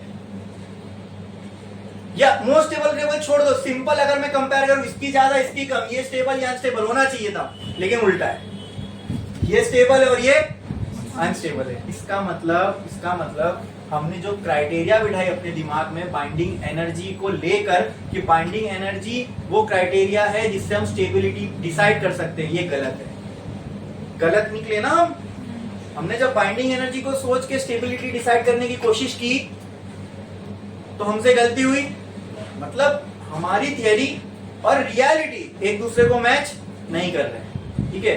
बाइंडिंग एनर्जी वो चीज है जो प्रोटॉन न्यूट्रॉन को एक साथ लाने के लिए रिस्पॉन्सिबल है, उसमें कोई डाउट नहीं है, कोई डाउट नहीं है। उसका जो कंसेप्ट है वो एकदम सही है, वो एकदम करेक्ट है, ठीक है। बट बाइंडिंग एनर्जी सिर्फ वो चीज नहीं है जिसकी वजह से न्यूक्लियस की स्टेबिलिटी पे कमेंट कर सके, ठीक है। जैसे अभी हम कर रहे थे, बाइंडिंग एनर्जी ज्यादा तो न्यूक्लियस ज्यादा स्टेबल, बाइंडिंग एनर्जी कम तो न्यूक्लियस कम स्टेबल। सिर्फ बाइंडिंग एनर्जी को देखकर न्यूक्लियस की स्टेबिलिटी पे कमेंट करना हमसे गलती करवाएगा। क्या वही हुआ? वही हुआ। तो फिर क्या ऐसी चीज है सर जिससे हम बोल सकते हैं, क्या ऐसी चीज से हम न्यूक्लियस की स्टेबिलिटी के बारे में एक्यूरेटली कमेंट कर सकते हैं, ठीक है। तो वो चीज है बाइंडिंग एनर्जी पर न्यूक्लियॉन, बाइंडिंग एनर्जी पर न्यूक्लियॉन। अब इस चीज को ऐसा समझो दोस्तों, क्या बाइंडिंग एनर्जी रिस्पॉन्सिबल है इन लोग सबको एक साथ रखने के लिए? तो क्या मान लो बाइंडिंग एनर्जी वो गम है, वो एडेसिव है जो इन सबको चिटका के रखा है, बराबर बराबर। अच्छा, अब ऐसा इस चीज को इस तरीके से समझो, मैंने आपको 10 बॉल दिया, ठीक है, और 10 ग्राम ग्लू दिया और आपको बोला इन सबको चिटकाओ, 10 बॉल को चिटकाओ, ठीक है। तो हर एक बॉल के बीच में कितना ग्राम ग्लू लगेगा? 1 ग्राम ग्लू लगेगा। बोलो क्लियर है? ठीक है। अब मैंने आपको 100 बॉल दिया, 100 बॉल दिया, ठीक है, और आपको मैंने 50 ग्राम ग्लू दिया, 50 ग्राम। अब एक एक के बीच में अगर उनको बोला इन सबको चिटकाओ तो एक एक बॉल के बीच में आपको कितना ग्लू लगेगा? 0.5 ग्राम, बराबर, ठीक है। अच्छा, अगर मैं इन दोनों को फोर्स लगाऊं, भले उसमें नंबर ऑफ बॉल ज्यादा है लेकिन क्या इन दोनों में से आपस का बॉन्ड किसका मजबूत होगा? जिनके बीच में आधा ग्राम ग्लू लगा है उनका, कि जिनमें इसका डबल 1 ग्राम लगा है उनका? मतलब बिखरने से ज्यादा अच्छे से कौन रुक सकता है? 1 ग्राम वाला जिसमें 10 बॉल है, या 0.5 ग्राम वाला ग्लू जिसके अंदर 100 बॉल है? बोलो, अगर मैं इन दोनों को जोर से उतना ही फोर्स लगाऊं तो दोनों में से कौन बिखरने को ज्यादा अच्छे से रेजिस्ट कर पाएगा? जिसके बॉन्ड में ग्लू ज्यादा है। बराबर? क्लियर? ठीक है। तो सिर्फ ग्लू का होने से मैं ये नहीं बोल सकता कि ये बिखरेगा या नहीं बिखरेगा। मुझे ये पता होना जरूरी है कि पर न्यूक्लियन मतलब एक एक को कितना ग्लू मिला है। बराबर? अगर एक एक के पास ग्लू की क्वांटिटी कम है तो वो दूसरे से कम फोर्स से चिटकेगा। अगर हर एक के पास ग्लू की क्वांटिटी ज्यादा है तो वो दूसरे से ज्यादा फोर्स से चिटकेगा। बराबर? यहां मैंने ओवरऑल, यहां टोटल ग्लू कितना था? 10 ग्राम। यहां टोटल ग्लू कितना था? 50। तो ऐसे ही समझो, यहां पर टोटल बाइंडिंग एनर्जी कम है, यहां टोटल बाइंडिंग एनर्जी ज्यादा है। बाइंडिंग एनर्जी वो ग्लू है जो इनके सारे न्यूक्लियॉन्स, यानी वो छोटे छोटे बॉल न्यूक्लियॉन्स, हर एक बॉल एक न्यूक्लियॉन है। बराबर? ठीक है। तो बाइंडिंग एनर्जी वो ग्लू है, यहां ग्लू की मात्रा ज्यादा है, यहां ग्लू की मात्रा कम है। अब हम ये चेक करते हैं एक एक को कितना मिला। ठीक है। यहां पे मान लो अगर 50 ग्राम था और उसको मैं 100 से डिवाइड करूं, निकालो फोन, कोई एक जन निकालो, जल्दी निकालो। हाँ, आप निकालो। इस केस में कितना ग्लू था मेरे पास? सेकंड वाले केस में 100 ग्राम, नहीं 100 ग्राम था, 50 ग्राम ग्लू था। और कितने में बटा? 100 बॉल्स में। तो डिवाइड मारो, 50 डिवाइड बाय 0.5, मतलब ये हर एक के पास कितनी ग्लू की क्वांटिटी है दूसरे से चिटकने के लिए? 0.5। बोलो, क्लियर है? ठीक है। इस वाले केस में क्या टोटल ग्लू की क्वांटिटी कम थी? कितनी थी? 10 ग्राम। लेकिन यहाँ टोटल नंबर ऑफ बॉल कितने थे? 10 ही थे। अब यहाँ डिवाइड मारो, 10 डिवाइड बाय 10 कितना आएगा? 1। मतलब यहाँ हर एक के पास 1 ग्राम ग्लू है दूसरे से चिटकने के लिए, यहाँ हर एक के पास सिर्फ 0. मतलब इसकी पूरी आधी है। बोलो, क्लियर है? तो अगर मैं उतना ही फोर्स दोनों पे लगाऊं तो क्या ये वाला पहले टूटेगा, ये जल्दी बिखरेगा? तो कौन अनस्टेबल हुआ, ये वाला कि ये वाला? जिसमें 100 न्यूक्लियॉन है वो, या जिसमें 10 न्यूक्लियॉन है वो? 100 वाला अनस्टेबल हुआ। ठीक है। न्यूक्लियॉन का नंबर छोड़ देते हैं। जिसपे पहला ग्लू जिसके पास ग्लू ज्यादा था इनिशियली, वो ज्यादा अनस्टेबल है कि जिसके पास ग्लू कम था इनिशियली वो ज्यादा स्टेबल है? बोलो। यहां तो 10 ग्राम ग्लू था, वहां 50 ग्राम ग्लू था। अब इस ग्लू की एनालॉजी को बाइंडिंग एनर्जी से समझो। ठीक है। ये जो 50 ग्राम ग्लू है ये है 1800 बाइंडिंग एनर्जी। ये जो 10 ग्राम ग्लू है ये है, लेकिन वो देखो वो 10 ग्राम कितनों में बट रहा है, और ये देखो ये 50 ग्राम होते हुए भी कितनों में बट रहा है। समझे? ये डिसाइड करेगा न्यूक्लियस स्टेबल है क्या नहीं। मतलब क्या? बाइंडिंग एनर्जी, यहाँ पे ग्लू पर बॉल कम आया, यहाँ ग्लू पर बॉल ज्यादा आया, इसलिए ज्यादा स्टेबल था। इसीलिए यहाँ पे 56 डिवाइड बाय 492 डिवाइड बाय 56, ये ग्लू है। बाइंडिंग एनर्जी कितनों में बटेगा? करो, 492 डिवाइड बाय 56 करो 8.78। तो क्या मैं बाइंडिंग एनर्जी पर न्यूक्लियॉन ही निकाल रहा हूं? हाँ, 8.78 मेगा इलेक्ट्रॉन वोल्ट। बोलो, क्लियर है? हाँ, 1800 डिवाइड बाय 238 करो, 7.56। तो इसको मैंने क्या किया? 1800 डिवाइड बाय 238 किया, क्या आया? 7.56 इलेक्ट्रॉन वोल्ट। और इसको मैंने 492 डिवाइडेड बाय 56, यहाँ कितना आया? देखो,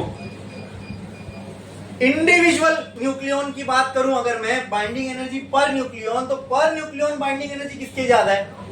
यानी इसका जो इंडिविजुअल बॉल होगा, इंडिविजुअल न्यूक्लियॉन होगा, उनके पास 8 है, और इनका जो इंडिविजुअल बॉल होगा उनके पास 7 है। दोनों में से बाइंडिंग एनर्जी पर न्यूक्लियॉन किसकी ज्यादा है? आयरन की कि इसकी? तो जिसके पास बाइंडिंग एनर्जी, यहां पे हमने देखा ना, जिनके पास बाइंडिंग एनर्जी, जिनके पास पर बॉल ग्लू ज्यादा था, ग्लू क्या है यहाँ पे बाइंडिंग एनर्जी, तो जिसके पास पर न्यूक्लियन बाइंडिंग एनर्जी ज्यादा होगी वो ज्यादा स्टेबल होगा, जिनके पास पर न्यूक्लियन बाइंडिंग एनर्जी कम होगी वो कम स्टेबल होगा। बोलो क्लियर है, समझ में आया पक्का? तो what is that thing by which we can comment on the stability of a nucleus? अब एकदम क्लियर है हमें वो क्या ऐसी चीज है जिसे देखकर हम बता सकते हैं कि न्यूक्लियस स्टेबल होगा या अनस्टेबल होगा, बताओ। बाइंडिंग एनर्जी या फिर binding energy per nucleon? Binding energy per nucleon. और मैंने आपको बताया जितने भी हमें एलिमेंट पता है उसमें हमने पाया कि F50 Fe यानी iron 56 is the most stable nucleus. इसका न्यूक्लियस सबसे ज्यादा स्टेबल पाया गया, सबसे ज्यादा स्टेबल पाया गया, मतलब उसकी बाइंडिंग एनर्जी पर न्यूक्लियन कितनी आई? 8.78। कितनी आई? 8.78। तो हमने एक ग्राफ बनाया, हमने एक ग्राफ कैसा बनाया? बाइंडिंग एनर्जी पर nucleon versus atomic mass number. Atomic mass number समझते हो ना? Total number of nucleon. Atomic mass number का मतलब ये होता है total number of nucleon, sum of proton neutron, उसी को हम एटॉमिक मास नंबर बोलते हैं, ठीक है। अगर सुनो मेरी बात, अगर Fe56 सबसे ज्यादा स्टेबल एलिमेंट है, मतलब इसकी बाइंडिंग एनर्जी पर न्यूक्लियन जो होगी वही सबसे स्टेबल मानी जाएगी। अरे बोलो, ये सबसे ज्यादा स्टेबल है, इसकी बाइंडिंग एनर्जी पर न्यूक्लियन कितनी आ रही है? 8.78। जिनकी बाइंडिंग एनर्जी इससे ज्यादा होगी वो अनस्टेबल, वो भी अनस्टेबल, समझे? वो ज्यादा होने की वजह से अनस्टेबल। जिनकी बाइंडिंग एनर्जी इससे कम होगी, बोलो, वो कम एनर्जी होने की वजह, वो कम बाइंडिंग एनर्जी पर न्यूक्लियन होने की वजह से अनस्टेबल। अरे बोलो क्लियर है? अरे बोलो क्लियर है? समझ में आया? ओ सॉरी, बाइंडिंग एनर्जी पर न्यूक्लियन नहीं, जिनके अंदर अभी जैसे ये 56 है, जिनका एटॉमिक मास नंबर 56 से ज्यादा होगा तो वो हैवी एलिमेंट होंगे, मतलब उतने ज्यादा लोगों में वही गम बट रहा है तो हर एक के पास कम कम आएगा। अब बोलो उनकी बाइंडिंग एनर्जी पर न्यूक्लियन ज्यादा होगी कम होगी? कम होगी। क्या होगी? कम होगी। बोलो क्लियर है? अगर मैं ग्लू ही कम दूं और बोलो, अगर मैं मान लो 0.1 ग्राम ग्लू दिया और बोला 2 लोगों में बांटो, तो ग्लू की मात्रा ही मैंने पहले से कम दी है, तो उनमें तो कोई फर्क ही नहीं, उनकी बाइंडिंग एनर्जी पर न्यूक्लियन भी कम होगी, बराबर। तो वो कौन से एलिमेंट है जो Fe से पहले आएंगे? बोलो क्लियर? अरे बोलो क्लियर? हाँ, सबसे स्टेबल कौन है? इसकी बाइंडिंग एनर्जी पर न्यूक्लियन कितनी है? इसके बाद जितने भी एलिमेंट होंगे क्या उन सबका एटॉमिक मास नंबर 56 से ज्यादा होगा, वो हैवी होने की वजह से अनस्टेबल होंगे, बराबर बराबर, ठीक है।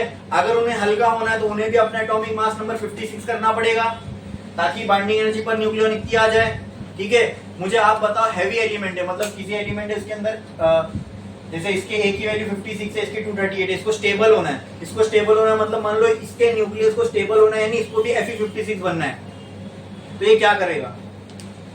इसके न्यूक्लियस के अंदर 238 माल भरा हुआ है, इसको 56 बनना है, ये क्या करेगा? अरे तुम बहुत हैवी हो, तुमको वेट लूज करना है, फिट बनना है, क्या स्टेबल होना है, क्या करोगे? क्या करोगे? ये यूरेनियम 238 है, इसके अंदर 238 न्यूक्लियन है, इसके अंदर सिर्फ 56 न्यूक्लियन है। हमने देखा 56 न्यूक्लियन वाला, ठीक है, 56 न्यूक्लियन होंगे तो बाइंडिंग एनर्जी पर न्यूक्लियन इतनी आ जाएगी, बराबर बराबर, ठीक है। तो इसके पास 56 से बहुत ज्यादा न्यूक्लियन है, तो ये 56 जैसा बनने की कोशिश करेगा। बोलो क्लियर है? क्लियर है? तो वो करने के लिए मान लो ये यहाँ कहीं पे आएगा, यूरेनियम 238 की बाइंडिंग एनर्जी यहाँ कहीं पे 238, ठीक है। इसको अगर स्टेबल होना है, तो इसको अपनी बाइंडिंग एनर्जी पर न्यूक्लियन यहाँ लानी पड़ेगी। अरे बोलो, बाइंडिंग एनर्जी पर न्यूक्लियन यहाँ लानी पड़ेगी, मतलब इतनी करनी पड़ेगी। ये करने के लिए, ठीक है, चेक करो, ये अभी यहाँ पे, ये इधर पे, अगर इसको स्टेबल होना है तो उसको अपनी बाइंडिंग एनर्जी इतनी करनी पड़ेगी, लेकिन ये करने के लिए इसको अपना एटॉमिक मास नंबर कम करना पड़ेगा। मतलब अगर इसके अंदर 238 न्यूक्लियन है तो अगर एटॉमिक मास नंबर इसे अपना कम करना है तो इसमें 238 से इसको क्या करना पड़ेगा? अपने अंदर से क्या करना पड़ेगा? इसको न्यूक्लियंस रिलीज करने पड़ेंगे। तो क्या ये न्यूक्लियस टूटेगा? अगर मान लो 238 में से 56 करने के लिए इसमें 100 रिलीज कर दिया, अरे भाई 100 न्यूक्लियन, मान लो 100 न्यूक्लियन वाला भी तो कोई एलिमेंट होगा पीरियोडिक टेबल में, ये अपने आप को तोड़ा, जैसे इसने अपने आप को तोड़ा, इसी को कहते हैं न्यूक्लियर फिशन। इसी को कहते हैं nuclear when a nucleus break into two nuclei, ठीक है, इसको क्या बोलते हैं हम लोग? Nuclear fission. समझ में आया? अब ये फिजन तभी समझ सकते हो जब बाइंडिंग एनर्जी पर न्यूक्लियन समझ में आएगा। बाइंडिंग एनर्जी पर न्यूक्लियन तब समझ में आएगा जब बाइंडिंग एनर्जी समझ में आएगी। बाइंडिंग एनर्जी तब समझ में आएगी जब न्यूक्लियस का फॉर्मेशन समझ में आएगा। बोलो क्लियर है? ठीक है, मास डिफेक्ट समझ में आएगा, मास डिफेक्ट तब समझ में आएगा जब न्यूक्लियस का फॉर्मेशन। बोलो क्लियर है? समझ में आया? मोस्ट स्टेबल एलिमेंट कौन सा है? सबसे बेहतरीन बाइंडिंग एनर्जी पर न्यूक्लियन किसकी है? देखो इसकी है। ठीक है, हमने इस साइड पे क्या बनाया? Binding energy per nucleon. तो हमने देखा Fe की बाइंडिंग एनर्जी पर न्यूक्लियन कितनी आ रही थी? देखो यहाँ कितनी आ रही थी? 8.78 मेगा इलेक्ट्रॉन वोल्ट। बोलो क्लियर है? अब जिनको भी स्टेबल होना है उनको अपनी बाइंडिंग एनर्जी पर न्यूक्लियन इतनी बनानी है। हाँ, इतनी बनानी है, मतलब उनको भी यहाँ पे आना है, इस ग्राफ में उनको यहाँ पे आना है। यहाँ वाले जो भी एलिमेंट है, ठीक है, ठीक है, ये सब Fe56 से इनका, इस ग्राफ में जब यहाँ आगे बढ़ेंगे हम लोग तो यहाँ एटॉमिक नंबर बढ़ता जा रहा है। ये पाया गया कि 50 से लेके 80 तक जिनका एटॉमिक मास नंबर है वो स्टेबल थे थोड़े। वो क्या थे? स्टेबल थे। और उनमें से सबसे ज्यादा स्टेबल कौन था? 56, जिसका एटॉमिक मास नंबर 56 है। वो कौन है? आयरन। ठीक है, फिर जैसे जैसे हम 80 के आगे बढ़े, वो सारे, जैसे जब 80 के आगे बढ़ोगे एटॉमिक मास नंबर में, मतलब न्यूक्लियस के अंदर बॉल्स की क्वांटिटी बढ़ती जा रही है, प्रोटॉन न्यूट्रॉन की क्वांटिटी बढ़ती जा रही है, तो ऐसे न्यूक्लियस क्या कहलाएंगे? हैवी। हैवी होंगे ना? अरे उनके गोले में न्यूक्लियन ज्यादा है, प्रोटॉन न्यूट्रॉन ज्यादा है, दिख रहा है ना 80 से पार, तो वो हैवी एलिमेंट कहलाएंगे। अब हैवी एलिमेंट को स्टेबल होना है तो उन्हें अपनी बाइंडिंग एनर्जी पर न्यूक्लियन कितनी करनी पड़ेगी? ये 8.78। चलो वो बोले मैं यहाँ से यहाँ जाऊंगा, लेकिन नहीं, अगर ये यहाँ पे आएगा ये करने के लिए, तो उसके लिए इसका फिर मास नंबर कितना होना चाहिए? लगभग 50-60 के बीच में। हाँ, अब वो 238 वाला है, उसको अगर स्टेबल होना है बराबर, उसके लिए वो अगर स्टेबल होना है तो इस ग्राफ में पीछे आना पड़ेगा। अब लेकिन इस ग्राफ में पीछे आने के लिए उस एलिमेंट को क्या करना पड़ेगा? अपने अंदर के न्यूक्लियन लूज करने पड़ेगे। तो क्या ऐसा लग रहा है 238 वाला जब अपने अंदर के न्यूक्लियन निकालेगा बाहर तो उसका न्यूक्लियस को टूटना पड़ेगा? इसी को हम कहते हैं न्यूक्लियर फिजन। क्या कहते हैं? तो हैवी एलिमेंट क्यों करते हैं न्यूक्लियस फिजन करता क्यों है? To attain stability, to attain. अब वो स्टेबिलिटी अटेन करेगा कैसे? अपनी बाइंडिंग एनर्जी पर न्यूक्लियन इतनी करके। बोलो क्लियर है? Fe के बाद वालों की भी बाइंडिंग एनर्जी पर न्यूक्लियन कम थी, Fe से पहले वालों की भी बाइंडिंग एनर्जी पर न्यूक्लियन कम है। सबसे ज्यादा बाइंडिंग एनर्जी पर न्यूक्लियन किसकी है? Fe की है। अगर सबको स्टेबल होना है तो उनको भी इसकी जितनी binding energy per nucleon achieve करना है, लेकिन इतनी binding energy per nucleon heavy वालों को अचीव करना है तो आगे से पीछे आना पड़ेगा, और पीछे आने के लिए इन्हें अपना एटॉमिक मास नंबर कम करना पड़ेगा। अगर वो करेंगे तो इनको टूटना पड़ेगा, और इसी टूटने को क्या कहते हैं? फिजन। तो सिंपल सी बात है, न्यूक्लियर फिजन हो क्यों रहा है? स्टेबिलिटी के लिए। समझ में आया? Nucleus wants to be stable, that is why it is performing fission. ठीक है, फिजन करके वो क्या करेगा? बाइंडिंग एनर्जी पर न्यूक्लियन अपनी कम करना चाहिए, और वो करके होगा क्या? स्टेबल हो जाएगा। समझ में आया? क्लियर है? पक्का? यहाँ से एकदम फिजन भी आपको क्लियर हो गया रहेगा, फिजन का मतलब क्या होता है, ठीक है, एंड व्हाई फिजन हैपेंस। समझे? क्लियर है? पूरी लिंक से लिंक जुड़ी हुई थी। फिजन समझना है तो binding energy per nucleon, stability nucleus की समझना पड़ेगा। स्टेबिलिटी पे कमेंट करना है तो बाइंडिंग एनर्जी पर न्यूक्लियन समझना पड़ेगा। बाइंडिंग एनर्जी पर न्यूक्लियन समझना है तो बाइंडिंग एनर्जी समझना पड़ेगा। बाइंडिंग एनर्जी समझना है तो मास डिफेक्ट समझना पड़ेगा। मास डिफेक्ट समझना है तो न्यूक्लियस के फॉर्मेशन पे पहले समझना पड़ेगा, बात करनी पड़ेगी। क्लियर है? तो वहीं से आए अभी हम लोग, ठीक है, पहुंच गए स्टेबिलिटी पे। तो अब बोलो कौन सा न्यूक्लियस स्टेबल होगा? जिनकी बाइंडिंग एनर्जी पर न्यूक्लियन लगभग 8.78 के बराबर हो। ठीक है, तो इसके बाद वाले जितने भी है उनका मास नंबर ज्यादा होगा, मतलब हैवी हो गए। उनको अगर अपनी बाइंडिंग एनर्जी पर न्यूक्लियन कम करना है तो उनको इस ग्राफ में पीछे आना पड़ेगा। पीछे आएंगे तो मास नंबर कम करना पड़ेगा, मास नंबर कम करेंगे तो अलग होना पड़ेगा। ठीक है, हैवी है ना, ज्यादा है उनके पास, 56 से कहीं ज्यादा न्यूक्लियन से। तो 56 जितना करना है तो अपने अंदर से न्यूक्लियन निकालना पड़ेगा, हल्का होना पड़ेगा। ठीक है, और इसी प्रोसेस को क्या बोलते हैं? फिजन। समझ में आया? ठीक है, पूरा क्लियर है, एकदम क्लियर है, कोई डाउट है इसके अंदर? ग्राफ अच्छे से समझ में आया? ठीक है, ठीक है, ये ग्राफ आपके टेक्स्ट बुक में भी होगा, वहां देख के बड़ा डर लगता है, लेकिन अभी मैंने आपको समझा, एकदम क्लियर हो गया। ठीक है, अभी तक सिर्फ मैंने ग्राफ के इस बाजू वाले की बात की, इसकी बात की ही नहीं है। ठीक है, ठीक है, करेंगे इसकी भी बात। ओके, पहले इस पे कर लेते हैं। चलो क्या लिखा है हमने, बाइंडिंग एनर्जी तक लिखा ना आपने, ठीक है। अब एक लाइन छोड़ो, स्टार डालो और लिखो। उसके लिए हेडिंग क्या डाले थे, इनिशियली हेडिंग क्या डाले थे हमने, stability of nucleus and binding energy, ठीक है। स्टेबिलिटी, अब लिखो बाइंडिंग एनर्जी पर न्यूक्लियन, एक लाइन छोड़ो, स्टार डालो, लिखो binding energy per nucleon, binding energy per nucleon.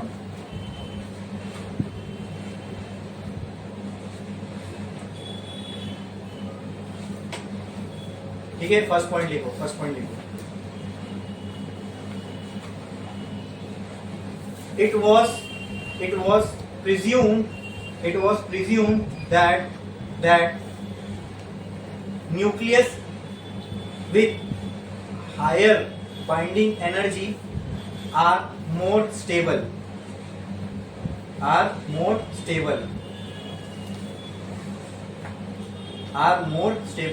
but in reality it was not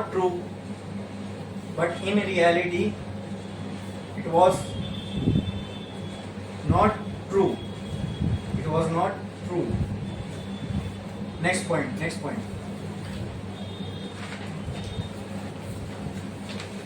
Was not true. Next point लिखो। For example, binding energy ऐसा लिखो, BE, B dot capital E, capital B dot capital E. For example, binding energy of uranium 238, अरे ऐसा लिखो ना, uranium 238 is 1800 mega electron volt, 18,000 लिख रहा हूँ, ठीक है। and binding energy of Fe56 is 492 mega electron volt.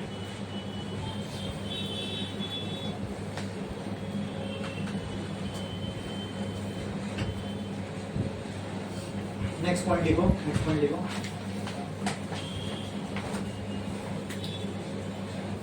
The nucleus of Fe56 was more stable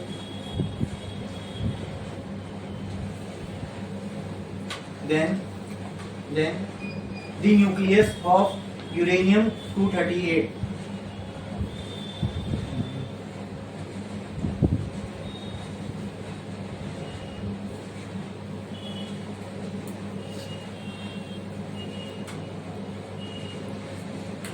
Despite having more binding energy.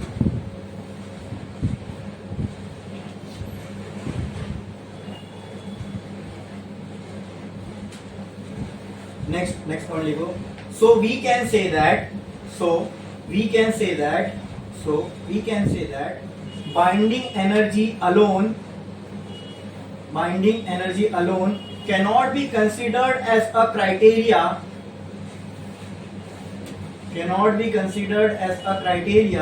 to comment on stability of a nucleus. Binding energy alone cannot be considered as a criteria to comment on stability of a nucleus.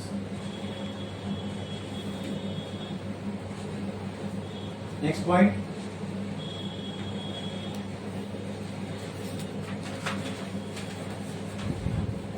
Instead of binding energy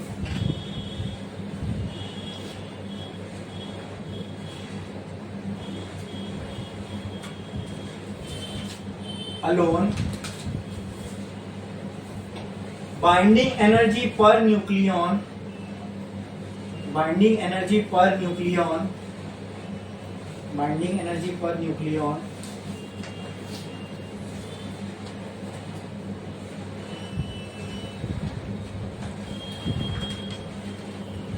is a better criteria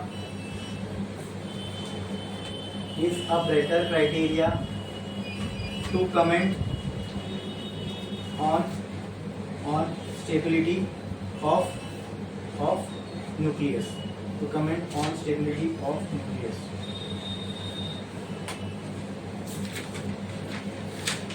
Next.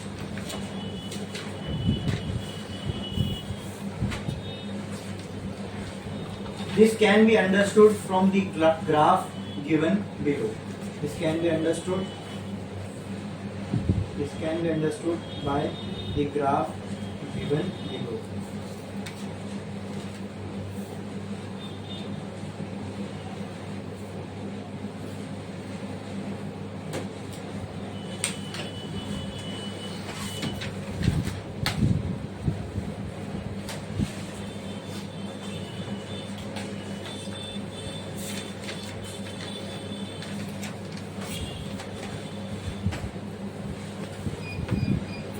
ठीक है, बनाओ ये graph.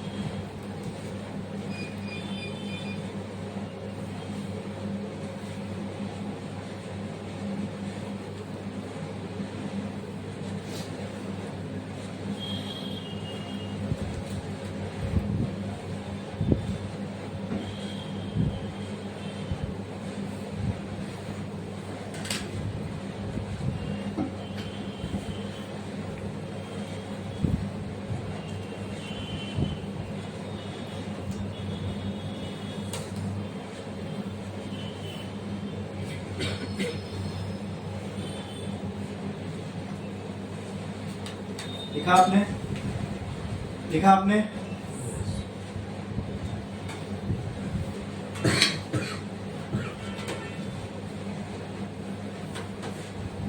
एक line छोड़ो, star डालो और लिखो points related to graph.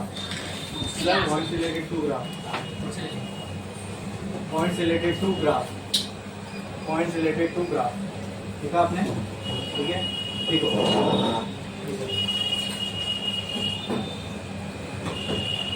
From A equal to 50, A समझ में आया ना, atomic mass number. From A equal to 50 to A equal to 80, A equal to 80, the binding energy per nucleon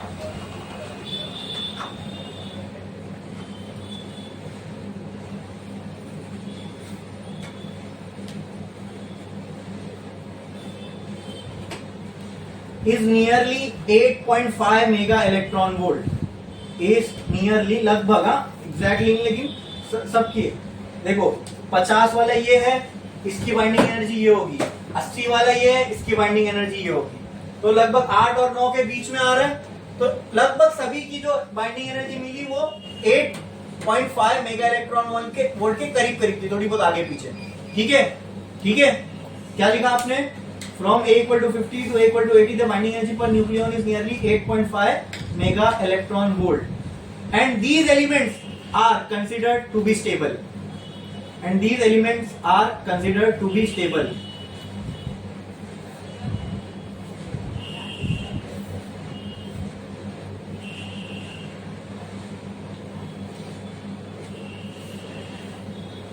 next point में लिखो iron bracket में Fe56 is considered to be the most stable nucleus. Is considered to be most stable nucleus.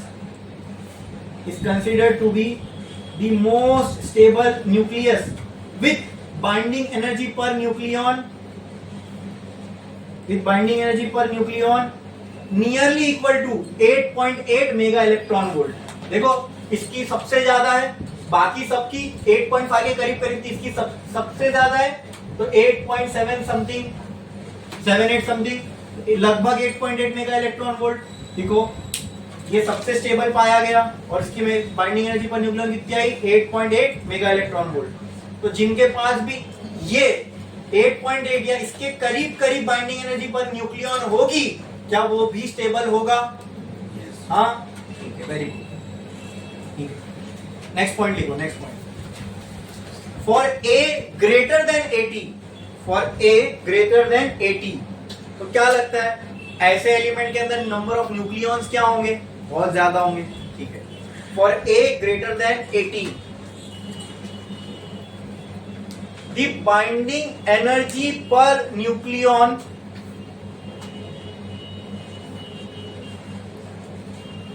Gradually decreases.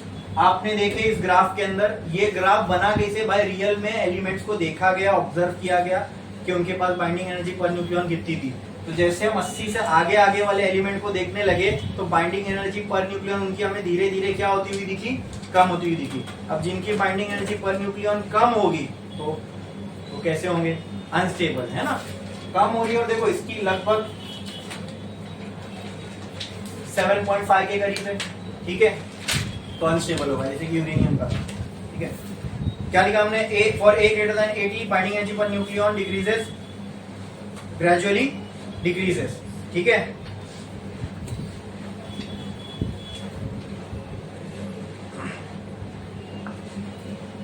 Gradually decreases. ठीक है, और next point लिखो, next point लिखो, gradually decreases.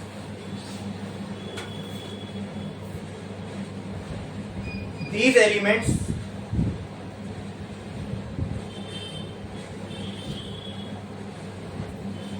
having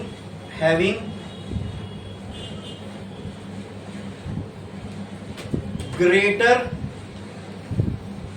atomic mass number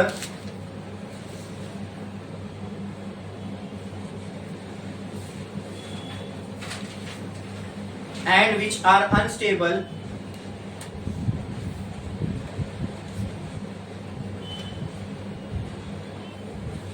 will try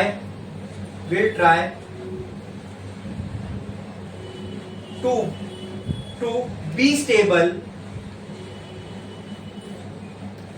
will try to be stable by increasing their binding energy per nucleon, by increasing their binding energy per nucleon. Next point, in order to do so,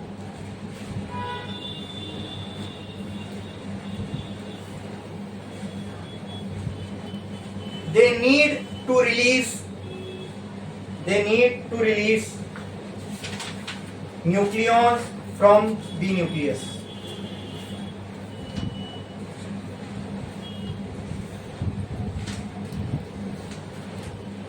They need to release nucleons from the nucleus. लिखा आपने?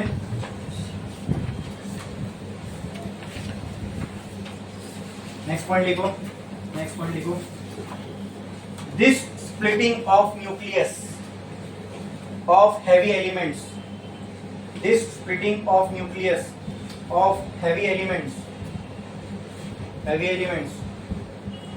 in order to attain stability,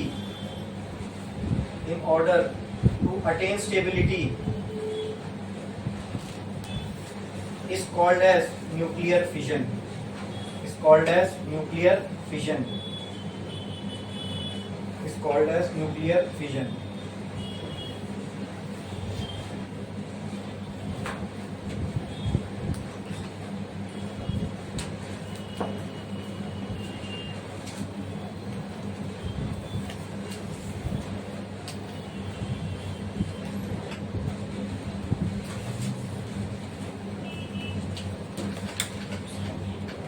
लिखा आपने?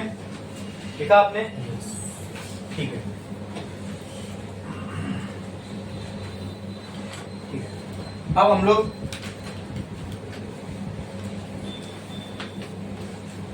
Actually में देखते हैं, ये graph बना लिए ना,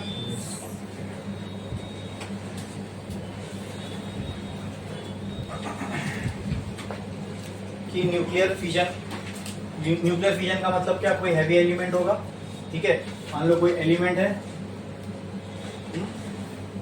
इसका एटॉमिक मास नंबर लगभग लेट से 100 है, क्या है 100 है, तो इसकी बाइंडिंग एनर्जी पर न्यूक्लियन क्या होगी, कम होगी, ठीक है।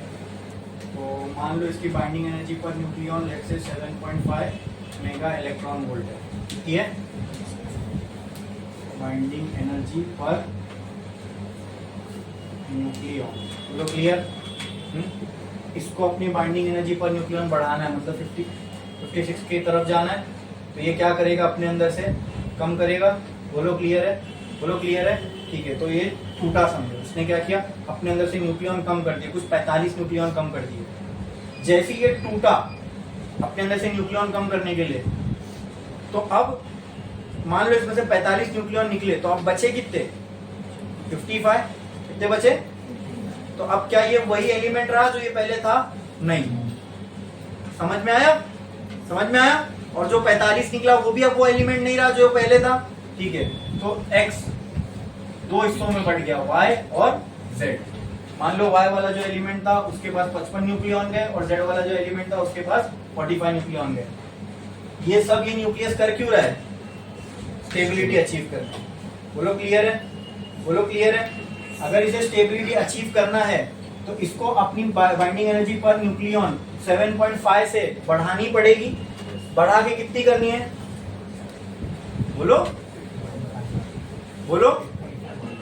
8.5 कितनी करनी है, ठीक है। तो एक काम करते हैं, इसकी भी बाइंडिंग एनर्जी लगभग 8.5 के बराबर आनी चाहिए, इसकी भी बाइंडिंग एनर्जी लगभग 8.5 के बराबर आनी चाहिए। बोलो क्लियर है। तो एक काम करो, बाइंडिंग एनर्जी पर न्यूक्लियन की वैल्यू, मतलब यहाँ पे बाइंडिंग एनर्जी पर न्यूक्लियन की वैल्यू कितनी आनी चाहिए हमें, 8.5। कितनी आनी चाहिए, 8.5, ठीक है 8.5। अच्छा, नंबर ऑफ न्यूक्लियन हमें पता है इतनी हमें चाहिए ना, इसलिए तो ये कर रहा है। और होगी, जब टूटेगा तो होगी ना स्टेबल। बोलो क्लियर है। तो चलो एक काम, नंबर ऑफ न्यूक्लियन यहाँ पे कितने हैं, 55। यहाँ अगर मैं 55 रखूं और यहाँ 8.5 रखूं, तो मुझे बताओ बाइंडिंग एनर्जी यहाँ पे कितनी आएगी, 55 इंटू 8.5, मारो मल्टीप्लाई, कितना आ रही है बाइंडिंग एनर्जी, बोलो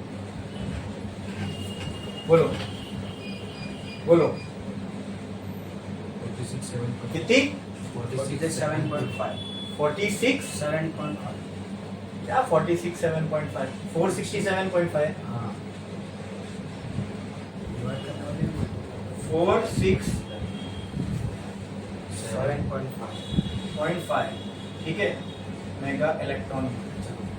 ये इसकी बाइंडिंग एनर्जी, ठीक है। इसकी बाइंडिंग एनर्जी पर न्यूक्लियन भी कितनी होनी चाहिए, लगभग मान लेता हूं 8.5, ठीक है 8.5, ओके। तो आप मुझे बताओ,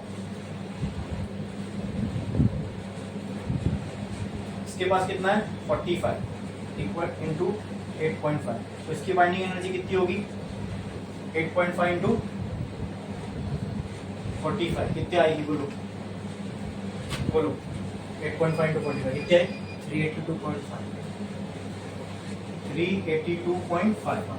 तो इसकी बाइंडिंग एनर्जी कितनी आई, इसकी 382.5 मेगा इलेक्ट्रॉन वोल्ट।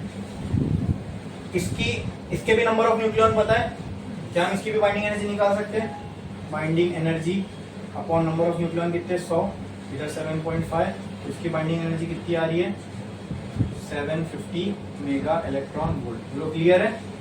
यहाँ टोटल बाइंडिंग एनर्जी इसके पास कितनी है, ठीक है। मैं कुछ अभी यहाँ से समझाना चाह रहा हूं आपको, ध्यान से देखना।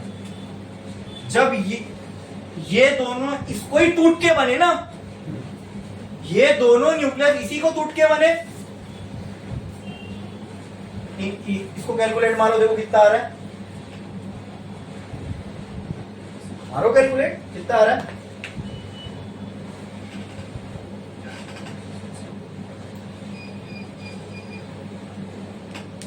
850. वेरी गुड, कितना आ रहा है? 850. 850 पूरा, ठीक है। तो इन दोनों की टोटल बाइंडिंग एनर्जी, यानी इन दोनों की मिला के बाइंडिंग एनर्जी कितनी आ रही है? 850। मैंने कुछ गलत किया मैथ्स में, अच्छा फिजिक्स के हिसाब से मैं सही चला, क्या किया? ये अनस्टेबल था, इसको स्टेबल होना है।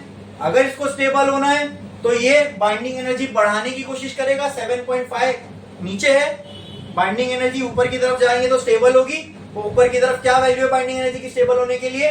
लगभग 8.8, लगभग, ठीक है, या 8.5 मान लो, बीच की लेते हैं। 8.8 वाला तो बहुत स्टेबल था। 8.5 के करीब करीब अगर ये अपनी इसको अपनी बाइंडिंग एनर्जी पर न्यूक्लियन 8.5 करनी है तो ये करने के लिए क्या किया? टूटा तो हो जाएगी 8.5, यस हो जाएगी, टूटा, ठीक है। क्या टूटने के बाद इसकी बाइंडिंग एनर्जी पर न्यूक्लियन 8.5 हुई? यस। क्या इसकी बाइंडिंग एनर्जी पर न्यूक्लियन 8.5 हुई? यस हुई।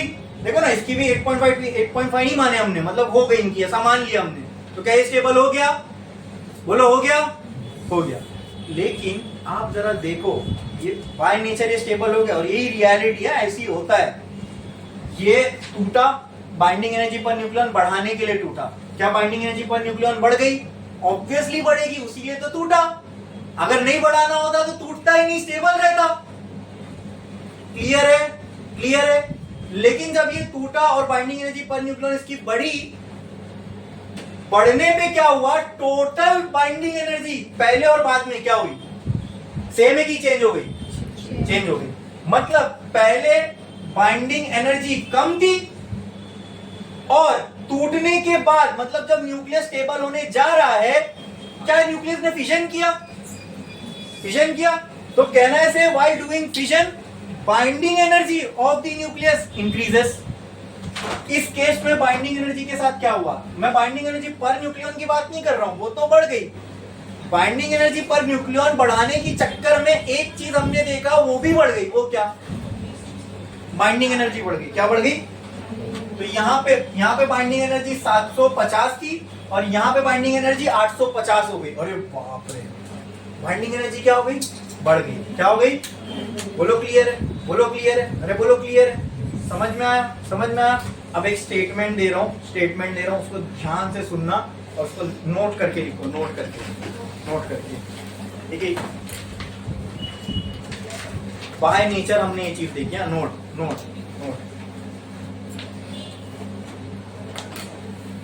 It is observed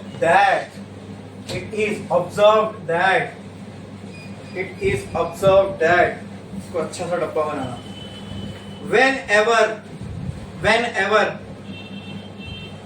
Whenever binding energy increases,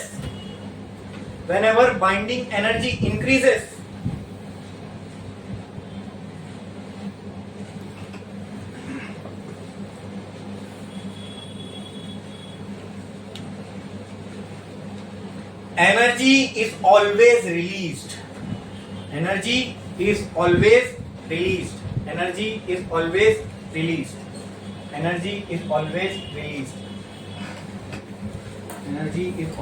released.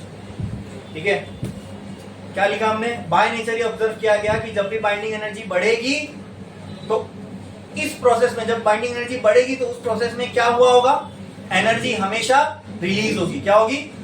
तो न्यूक्लियस था, अनस्टेबल था, हैवी था, बाइंडिंग एनर्जी पर न्यूक्लियन कम थी। स्टेबल होना है, बाइंडिंग एनर्जी पर न्यूक्लियन बढ़ाना है। हैवी एलिमेंट है, बढ़ाना है तो क्या करेगा? पीछे की तरफ जाएगा ग्राफ में। लेकिन अरे पीछे की तरफ जाएगा तो उसको अपना एटॉमिक मास नंबर कम करना पड़ेगा, मतलब न्यूक्लियस फोड़ना पड़ेगा। तो इसने अपना न्यूक्लियस स्प्लिट किया, स्टेबल हो गया। बोलो स्टेबल हो गया, ठीक है। लेकिन स्टेबल हो गया बट उस चक्कर में क्या बढ़ गई? बाइंडिंग। तो अभी हमने क्या लिखा? By nature it is observe that whenever binding energy increases, energy is released. क्या ये न्यूक्लियर फिशन हुआ? जब भी न्यूक्लियस टूटता है बाइंडिंग एनर्जी बढ़ती है और जब भी बाइंडिंग एनर्जी बढ़ेगी एनर्जी क्या होगी? रिलीज। अब ये जो एनर्जी रिलीज होती है इंसान को पता, जब ये बात इंसान को पता चली तो उसने सोचा ये जो एनर्जी रिलीज होती है क्यों नहीं हम इसको डिस्ट्रक्टिव पावर की तरह इस्तेमाल कर सकते हैं, ठीक है, और उसी से बना एटॉमिक बॉम्ब, ठीक है। आई बात समझ में? क्लियर? पक्का? पक्का? ठीक है। अच्छा, और अच्छे से और एक तरीके से ऐसा होता क्यों है, रिलीज क्यों होती है? देखो फॉर एग्जांपल, जब ये एलिमेंट बना, या दोनों को छोड़ दो, सिंपल यहाँ में बोलूं, ये एक एलिमेंट है x, ये एक एलिमेंट है y, इसकी बाइंडिंग एनर्जी है मान लो 100 और इसकी बाइंडिंग एनर्जी है मान लो 150, ठीक है, ठीक है। यहां से यहां जाने में बाइंडिंग एनर्जी बढ़ रही है, बाइंडिंग एनर्जी बढ़ रही है। बाइंडिंग एनर्जी का मतलब क्या? The energy release while the formation of nucleus, यही होता है बाइंडिंग एनर्जी का मतलब, energy release while formation of. तो इसका अगर इसकी बाइंडिंग एनर्जी 100 है, इसका मतलब इसका न्यूक्लियस बनते वक्त 100 जूल रिलीज हुई होगी। इसकी बाइंडिंग एनर्जी 50 है, सॉरी 150 है, इसका मतलब ये मान लो जूल है, ये भी जूल है। इसकी एनर्जी, इसकी बाइंडिंग एनर्जी ये है, इसकी बाइंडिंग एनर्जी ये है, इसकी बाइंडिंग एनर्जी y की, इसकी बाइंडिंग एनर्जी कितनी है? 150 जूल। मतलब इसके बनते वक्त कितनी जूल रिलीज होना चाहिए? 150, ठीक है। जब ये बना 100 तो ऑलरेडी रिलीज हो चुकी थी, तभी ये बना। इससे ये बनना है तो और कितनी रिलीज करना पड़ेगा? 50 जूल रिलीज करना पड़ेगा, तब जाके ये बनेगा, बराबर। तभी इसकी बाइंडिंग, तब मैं बोल सकता हूं कि ये बनते वक्त 150 रिलीज हुई होगी। हाँ, ये पहले ये था तब तो 100 जूल रिलीज होगी, ये बना, अब ये बनना है तो 50 जूल और रिलीज करनी पड़ेगी। तो देखो हमने क्या किया, हमने तो बाइंडिंग एनर्जी बढ़ाई, लेकिन बाइंडिंग एनर्जी बढ़ाने के चक्कर में क्या रिलीज करना पड़ा? अब समझ में ऐसा क्यों लिखा है हमने स्टेटमेंट? व्हेनेवर बाइंडिंग एनर्जी का कॉन्सेप्ट जिसको समझ में आएगा वही इस चीज को समझ सकता है, वरना रटना पड़ेगा। ये जो अभी हमने स्टेटमेंट लिखा नोट में, whenever binding energy increases energy must be released, बोलो क्लियर? क्यों ऐसा होता है? अगर यहाँ बाइंडिंग एनर्जी दिख रहा है, यहाँ पे 100 है, यहाँ एनर्जी 150 है। बाइंडिंग एनर्जी का मतलब क्या होता है? Energy release by formation of nucleus. इसकी बाइंडिंग एनर्जी 100, इसका मतलब इसके बनते वक्त 100 जूल रिलीज हुई होगी।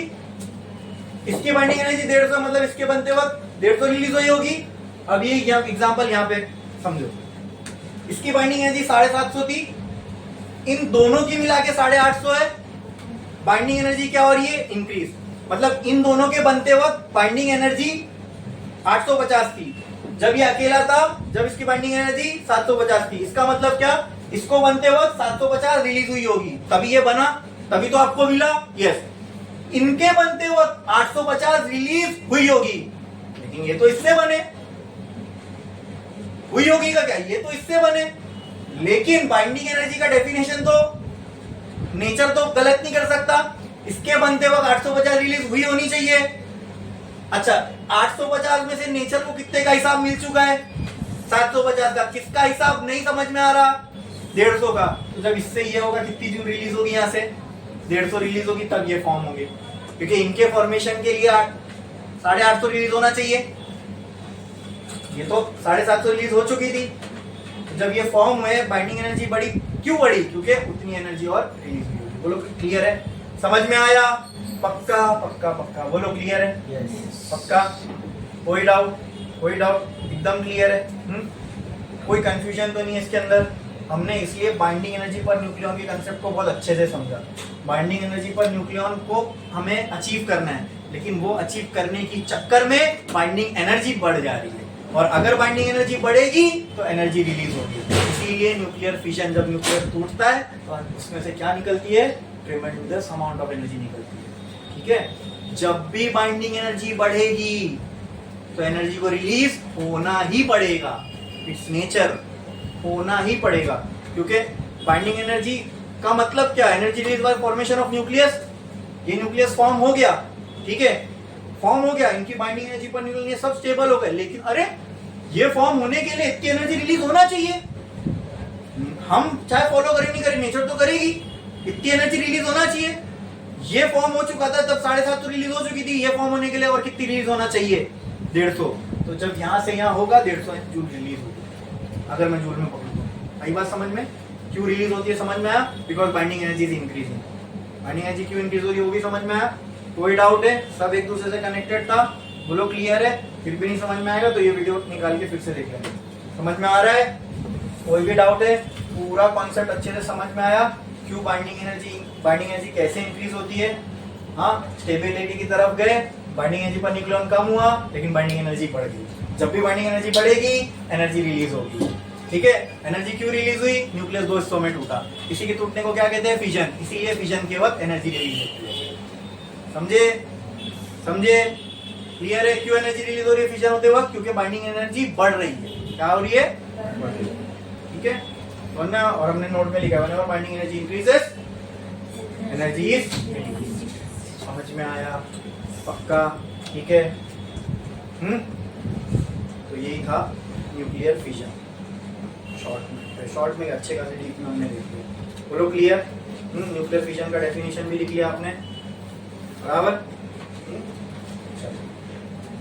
इसका एग्जांपल भी लिख लो, एग्जांपल ऑफ न्यूक्लियर फिजन। एकदम डिटेल में आप ये वाला एग्जांपल लिखो। कोई एक एलिमेंट X है, वो Y में टूटा, ठीक है, बाइंडिंग एनर्जी पर न्यूक्लियन इतनी हो गई, यहीं पे लिखता हूँ इसके नीचे 467.5 आएगी ना, बाइंडिंग एनर्जी क्या आई थी? 467.5 मेगा इलेक्ट्रॉन वोल्ट। इसकी बाइंडिंग एनर्जी कितनी आई थी? बाइंडिंग एनर्जी कितनी आई? 382.5 मेगा इलेक्ट्रॉन वोल्ट। ठीक है,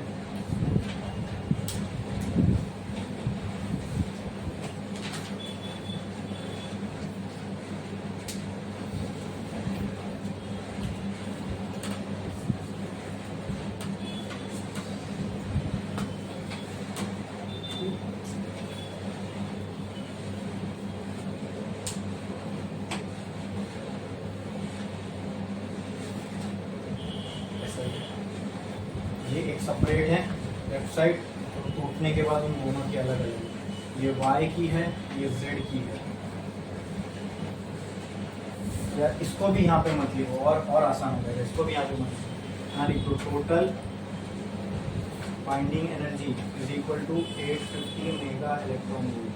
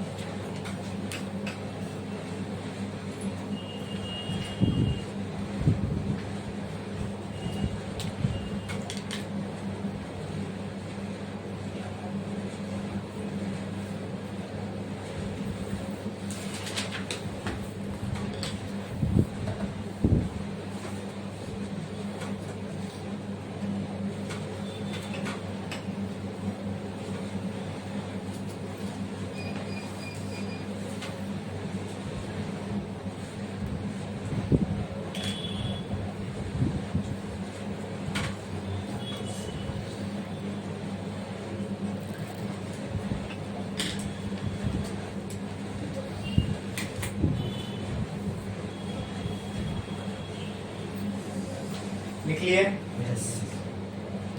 हो गया? ठीक है, देखो इसके एक लाइन नीचे छोड़ो और लिखो। अच्छा, इसकी उन थियरी लिखते हैं, ठीक है। इसके बाद हमें यूरेनियम का न्यूक्लियर रिएक्शन भी देखना है, ओके। इसको हम कंट्रोल वे में अचीव कर पाए हैं, जिसकी वजह से हम न्यूक्लियर एनर्जी को हार्नेस कर सकें। एज अ ह्यूमैनिटी हम न्यूक्लियर एनर्जी को हार्नेस कर पाए, ठीक है। वो भी देखेंगे हम लोग, लेकिन ब्रेक के बाद।